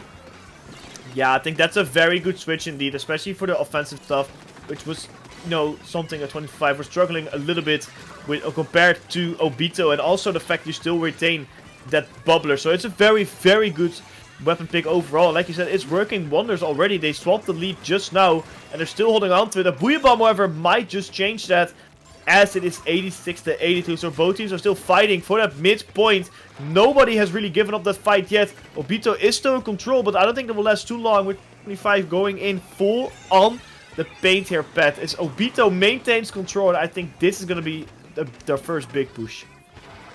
Yeah, very nice control right there by Obito and Michu. We've seen how they were able to really keep that control once they had it. Can they repeat that? It looks like 2025 are already around the zone, ready to paint it. And Synapse right there jumping down to avenge Zenith, getting a double. That is huge. And Synapse looking to get a third one as well. Not able to get it, forcing the jump out. 2025 gets control off of it. And now are looking to simply keep Obito away from the zone. And with a crab tank, ooh, it is so rough for Obito right there. Yeah, 2025 is going up on the aggression game. 3 players down for Obito. And Zenith forces the wipe out here. This is not looking hot. The lead has swapped as well. It is now 51 to 30 and counting. Or at least it's 30 now and still counting. Tacticula does go out though. Tri-Strike does go out. Bouillon does go out. Everything on the field to capture that zone. But none of it is working. They can't even get a foot on that zone. That's how strong 25 is defending it right now. Finally, they managed to secure it. But can they maintain this control? That's the real question here, Pat. As we see Obito struggling to fight against that Splash-O-Matic and losing the fight.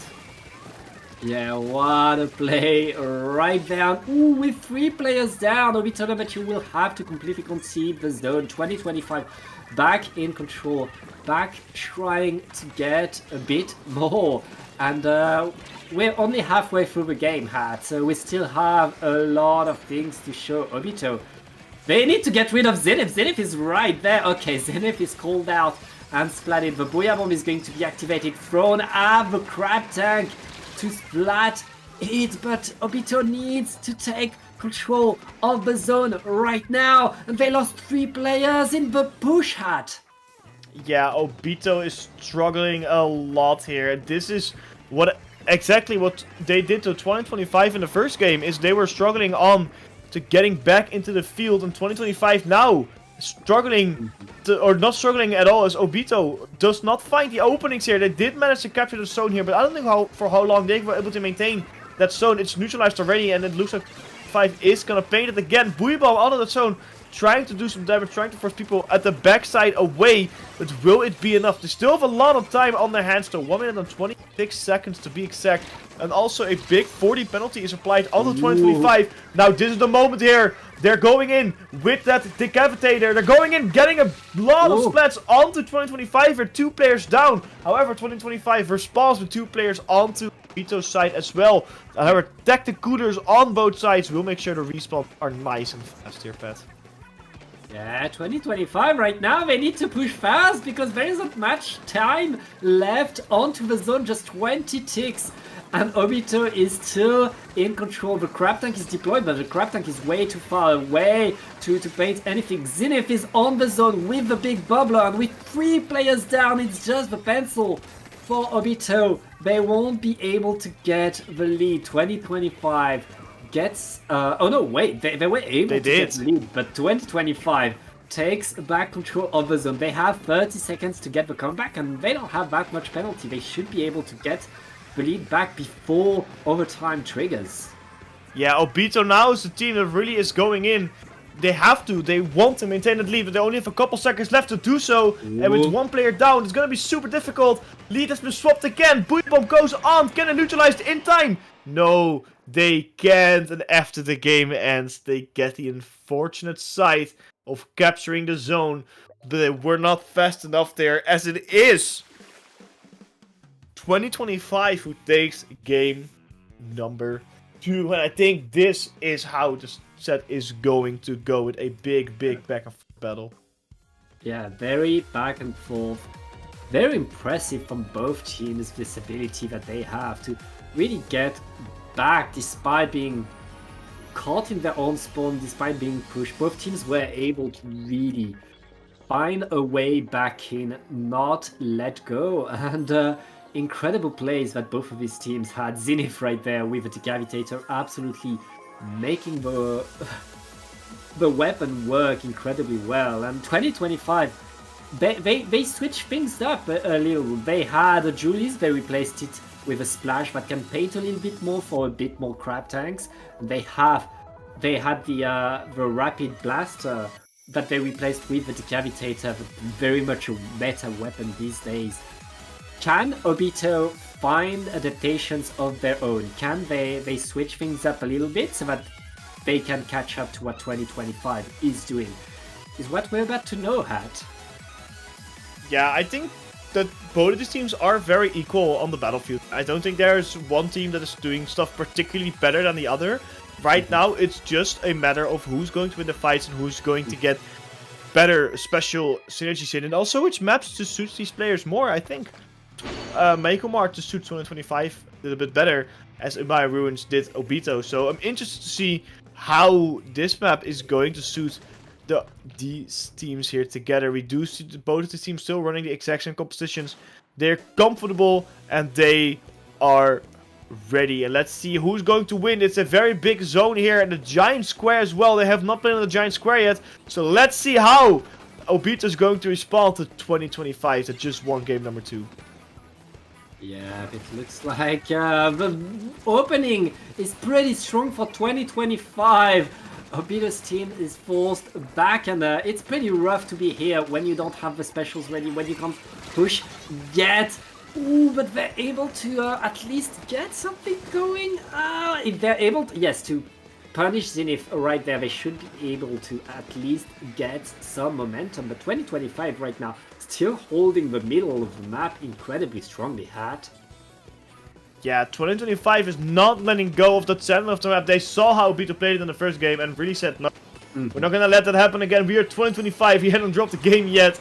It's the only game that we're gonna drop. 25 already on the counter, and Obito hasn't even made an attempt to go in. This Booyah Bomb might just change the attempt counter though, which won't be enough to capture and maintain. Capture it did, but now maintenance is the big one. Nobody of 2025 has been spotted as of yet. The splash medic finally goes on by the Decavitator. It quickly gets refragged, and with that, Obito is, 2025 is back in control. Yeah, Obito, number 2 right now is in control. They know that they need to hold the zone for long to push 2025 away, and that's exactly what they're doing with 2 players down. Onto 25, Obito number 2 is getting more and more control. And remember, Hat, on this map, it takes so much time to push right now. Obito is in a very, very nice position. Yeah, Obito is in a very good spot indeed. They're also very much aware of what 2025 is going to do, and I see them changing positions depending on the route that 2025 is taking. They're trying to be sneaky about it, but Obito knows the way to grab. That does go, but it's splattered from the back by no one that forged with a very big splash on the crab tag. The lead is going to be swapped as well here, Pat. It's not a lot of time left for 2025 to get back in. They did neutralize it and they did capture it, but now they have to get through a big penalty. Yeah, I don't think the lead matters at this point. Both of these teams are going for a KO.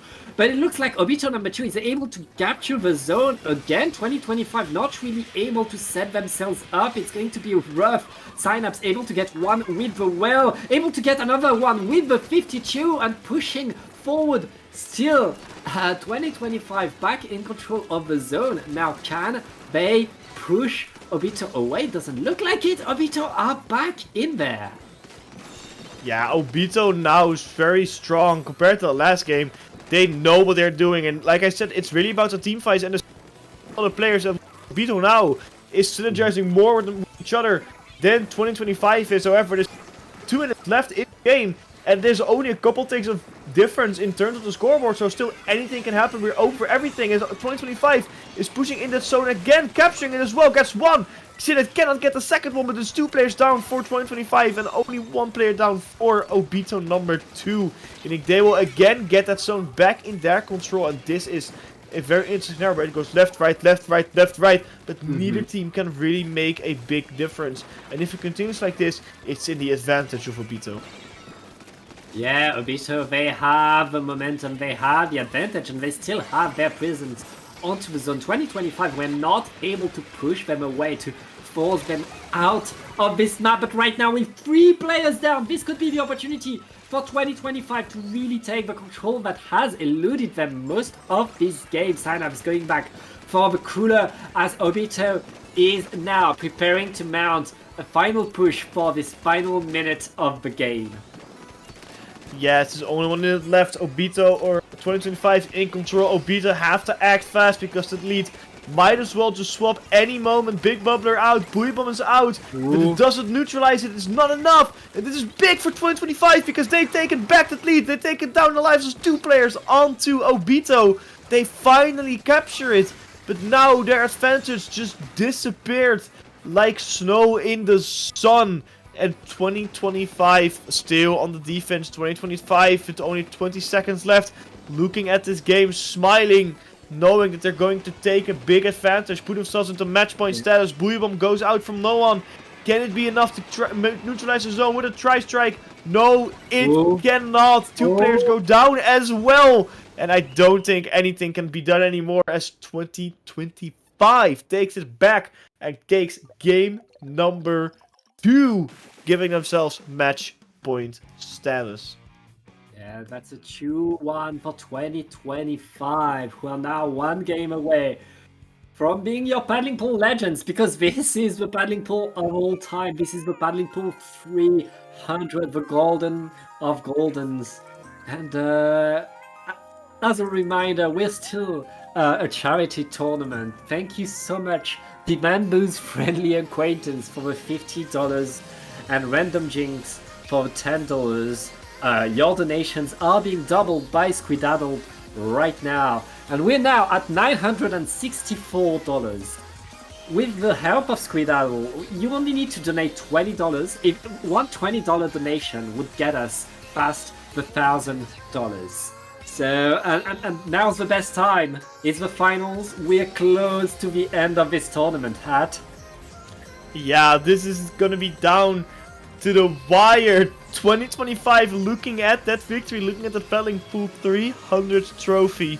This is 1 game away beating Obito number 2. But I know for a fact that they're also looking at that trophy, and I know for a fact that they don't get this long because they had this game until the last minute. So they're gonna throw it all. They're taking a bit longer to get ready up than we had in the games before, because they want to maximize every single chance they get. They want to make sure the strategy is down to the finest of detail before they press that ready button. And this is where it's going to count, because if they mess up now, they will be kicked into the tournament and they will hand over the trophy to 2025. And I don't think they want that. But it is match point for 2025 here on Undertow Spillway. Yep, It is time. Undertow is going to be a very rough one. There's lots of cover and different ways to get onto the map. I see Obito changing their comp a little bit, bringing a 96 Gal Deco. His Kraken will be able to pierce the defense, will allow Obito to simply move forward whenever they need to, without much fear of being shot at. Yeah, this is gonna be huge for these teams because, especially for Obito, because they need to make sure to move in with that Kraken. Need to make sure they get that pencil out of the way because that pencil's gonna be a news here. No team slush though, which I do find interesting. King on this map and helped a lot for Obito. So I wonder why they're not running it here, but I don't think it's nearly necessary because 2025 is making quick meat of them anyway. Yeah, and this is 2025 being in control right there. Obito number 2 waiting for the opportunity, not able to apply penalty with his strikes. And now kind of struggling to get back in there. The grab tank will allow 2025 to simply stay where they want to be with no penalties in it. Now going in there with the decapitator gets punished, but Obito able to go forward actually and take back that control and apply penalty and take the zone. Yeah, they want to maintain that zone for longer than, no, let's say 3 ticks because they're 57 behind. Because 2025 has done a very good job in the opening push here. They finally got the zone. They got a whole point off it and then they just lost it. 2025 is on a roll here on the offensive and they're not holding back anything.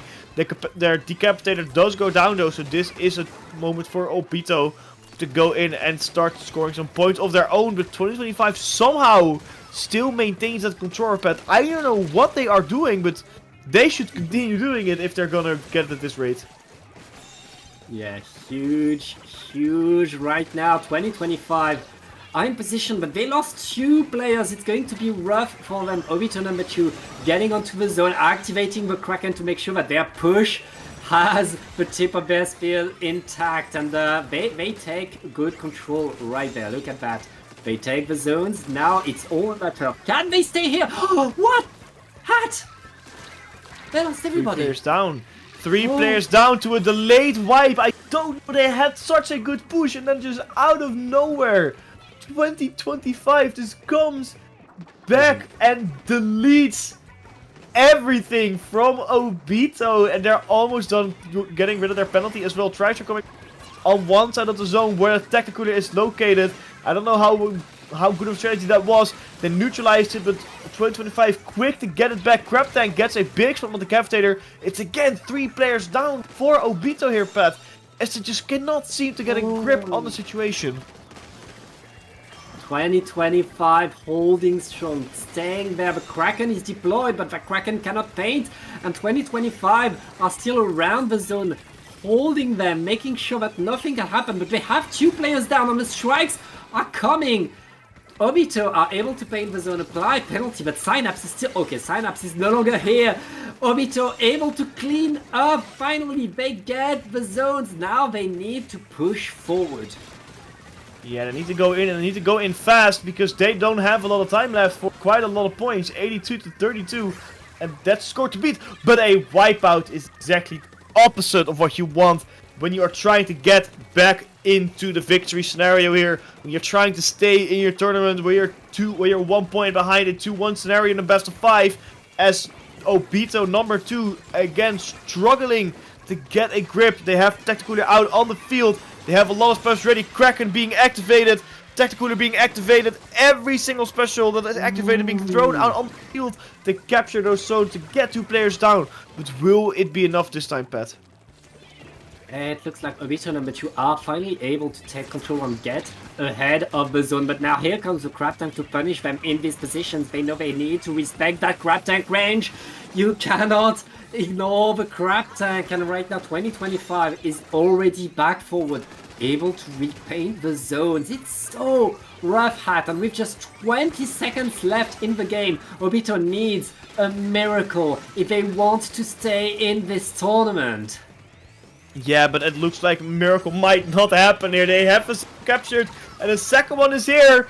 they actually might just, you know, say against what I want to say. 3 players down are 3 players down on the side of 2025 here as Obito procs overtime and gets rid of their penalty. The miracle pet might just actually happen. 2025 has one chance to get it back, but the Kraken in the spot does make it very difficult to move around. Xena does go in, but the whole map is blue from Obito. It's decapitated down on both sides. Pencil used their tactical on both sides as well, but the lead has been swapped for Obito, meaning we'll get a game 5 in Battling Pool. What a comeback by Obito is number 2 right there. Really getting the splats they needed to get, getting the positions they needed to get. In the end, they were able to do everything they wanted to do. And look at that, to celebrate that game number 5 hat. An anonymous donor got us $36 to get us past the $1,000 raised for the Trevor project. Yes, thank you so much to everyone who donated. And remember, the goal has been reached, but that does not mean our donation stream ends here. You can still donate towards the cause, and everything above $1,000 will also be donated. But we have reached our goal, so thank you so much to everyone. And I will give a special thanks to Dapple for doubling all of those lovely donations here. Thank you so much from us as the casters, from Battling Pool, from Dapple Production, and of course from the Trevor project. And I don't think we have to say much more about this, Pat. Yep. Game 5 in the grand finals. This is what you want to see. Of course it's a game 5. These two teams are so good, are not going to let anything go. You can't make a single mistake, it's going to cost you the game. And now we're in the final game. The team that wins this gets to say that they're the first winner of the year. Yeah, you can say you really won the first Splatoon tournament of the year, because I don't think there's been any other tournament. Maybe there was some New Year's Eve tournament somewhere that we missed, but this is definitely one of the first big ones, and I think number 300 as well. It's just so perfect. It's like they planned this out. Alright, get ready for this final game. It's going to be on Robo Roman. It looks like Obito number 1 are bringing back the 96 Gala. It worked well for them to have that Kraken to get the comebacks. Meanwhile, 2025 are still with that combat was working for them. We'll see if they're able to counter that Kraken this time. Yeah, this is going to be an interesting one, because the Kraken now has a lot of range to flank. At the same time, the Pencil also has a lot of ways to spot a 96 Gal from going in and attempting a flank. So it's a very two-way battle going on here into Robo Ramen, and this I think will go into the defense of Obito nonetheless, because the 96 Gal is super strong with the splash ball, with the range, fighting a Pencil on the upper ledge here. The Kraken, getting the Kraken in a good spot might be very difficult. However, 50 points mark already passed, with 2025 not even scoring a single point yet. Yep, Obito number 2 opening so strong right there, not letting anything go. The Crab Tank cannot fire at the zone because there's so much going. 20 ticks left and Obito number 2 is on fire, 2 down. Wait, can it end like this? No, you're not gonna say we're gonna end level 100-0, but I think it just might will here, Pat, with Obito number 2 saying, no, we are done. In a very close tournament with ups and downs for all teams, it is Obito number 2 who really made their mark by going 100-0 and winning Battling Pool 300. What a game to end this. I mean, these two teams were so evenly matched, so ready for each other. In the end, Obito's team was number 1. They were able to counter anything that 2025 was doing, to stop it in its track, to really take full control of Robo Roman and take the paddling pool 300 crown. What an incredible tournament, Hat. Yeah, I guess the number 2 should be changed to number 1 and the number 3 seat maybe to number 2 now. But they did definitely win that and they won that fair and square. But a game 5 is of course what we want to see, and that was such a... That's I think how you should have a finals. That is also how you show your extreme dominance in battling pool here, as Chara quickly races at the end with 165 views. I also want to give a special shout out to Chara for also hosting a second stream, so you can watch different sets than us and giving them their probably more experienced perspective than we do it. We're more for entertainment, and being a very, very pro Splatoon player can give you way more of those competitive, detailed looks. But what a tournament we had today here on stream. And again, we reached the donation goal with $36.33. So thank you everyone so much who donated during the stream. Thank you also, Chara, again for hosting a second. And I think with that, we are going to end our stream here, as the first tournament of the year has concluded with Obito number 2 winning 3-2-2. Yeah, congratulations to them, and thank you all for watching and donating. It's incredible that we were able to reach our $1,000 goal. Donations are still open, by the way, including the donation match by Squidadle, which means every dollar you gave, you donate to this very, very good cause will be doubled. Thank you so much all for watching. This has been... I mean, paddling pool is very much my favorite tournament. I believe it's yours too, Hat. Yeah, it's the one. It is definitely the one. Seeing it like being this size, seeing it being where it is today is such warming to our hearts. Yeah, it's incredible. I mean, it's a journey. It's a journey. 300 episodes. Battling pool. I think less than 10 weeks were actually skipped. Like, the production for this was honestly insane. I think it holds a special place to my heart because it is really where I commentating on Splatoon. I TO'd this one for a bit back during COVID. You know, I've seen this thing grow from being tiny to being something super big. The team back when I played, we also won battling pool once. So a lot of memories on this tournament, and I cannot wait to see what's gonna happen in the future. Maybe we'll get to episode 600, but for now, 300 is already a crazy achievement. Not just for a tournament, but also for Splatoon as a whole. Seeing how such a Wednesday weekly, for a lot of people might just seem as an odd day, is still going on so strong with so much popularity. We had weak points where we only had 6 teams in. We had strong points where we had over 100 teams, I think. But it's still going strong, and, you know, that's just something super great to see. How we still, if Nintendo doesn't support us, we will just support ourselves. Now, without further ado, Pat, we have a lot of talking here on stream, but where can all our lovely viewers find you on the internet? Well, you can find me on Blue Sky at PatJ or Tom. It's written on your stream right now. And yeah, that's the easiest place to find me. And Hat, where can I find you on the internet?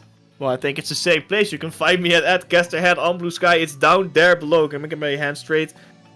Look at that. It is right down there. CasterHat.bluesky. You can also find me at CasterHat on Twitter, but I don't really use social media that much anymore. But do give a follow. Maybe one day I'll return. And there's one more person being muted here on stream, being super sneaky, doing everything in the back end. It is our lovely streamer, Jorian, where we haven't mentioned him yet on stream, but where can we find you on the internet?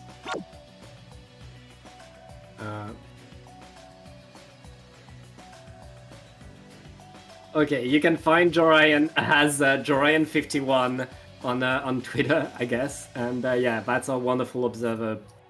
Awesome person to have in this community, so thank you so much. Oh, okay, if you can see Jorian on Blue Sky, it's shows your screen right now. Just follow them right there. Just give them a follow.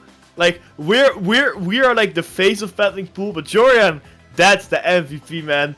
He is the GOAT for just doing all the back end work almost every single week. An absolute legend for the community. For sure. That's going to be it for us. Thank you so much to the people at Dapple Production, especially Pinky and Alice. Thank you so much to you for playing and watching us tonight. It's been awesome, and we'll see you next week for Paddling Pool 301.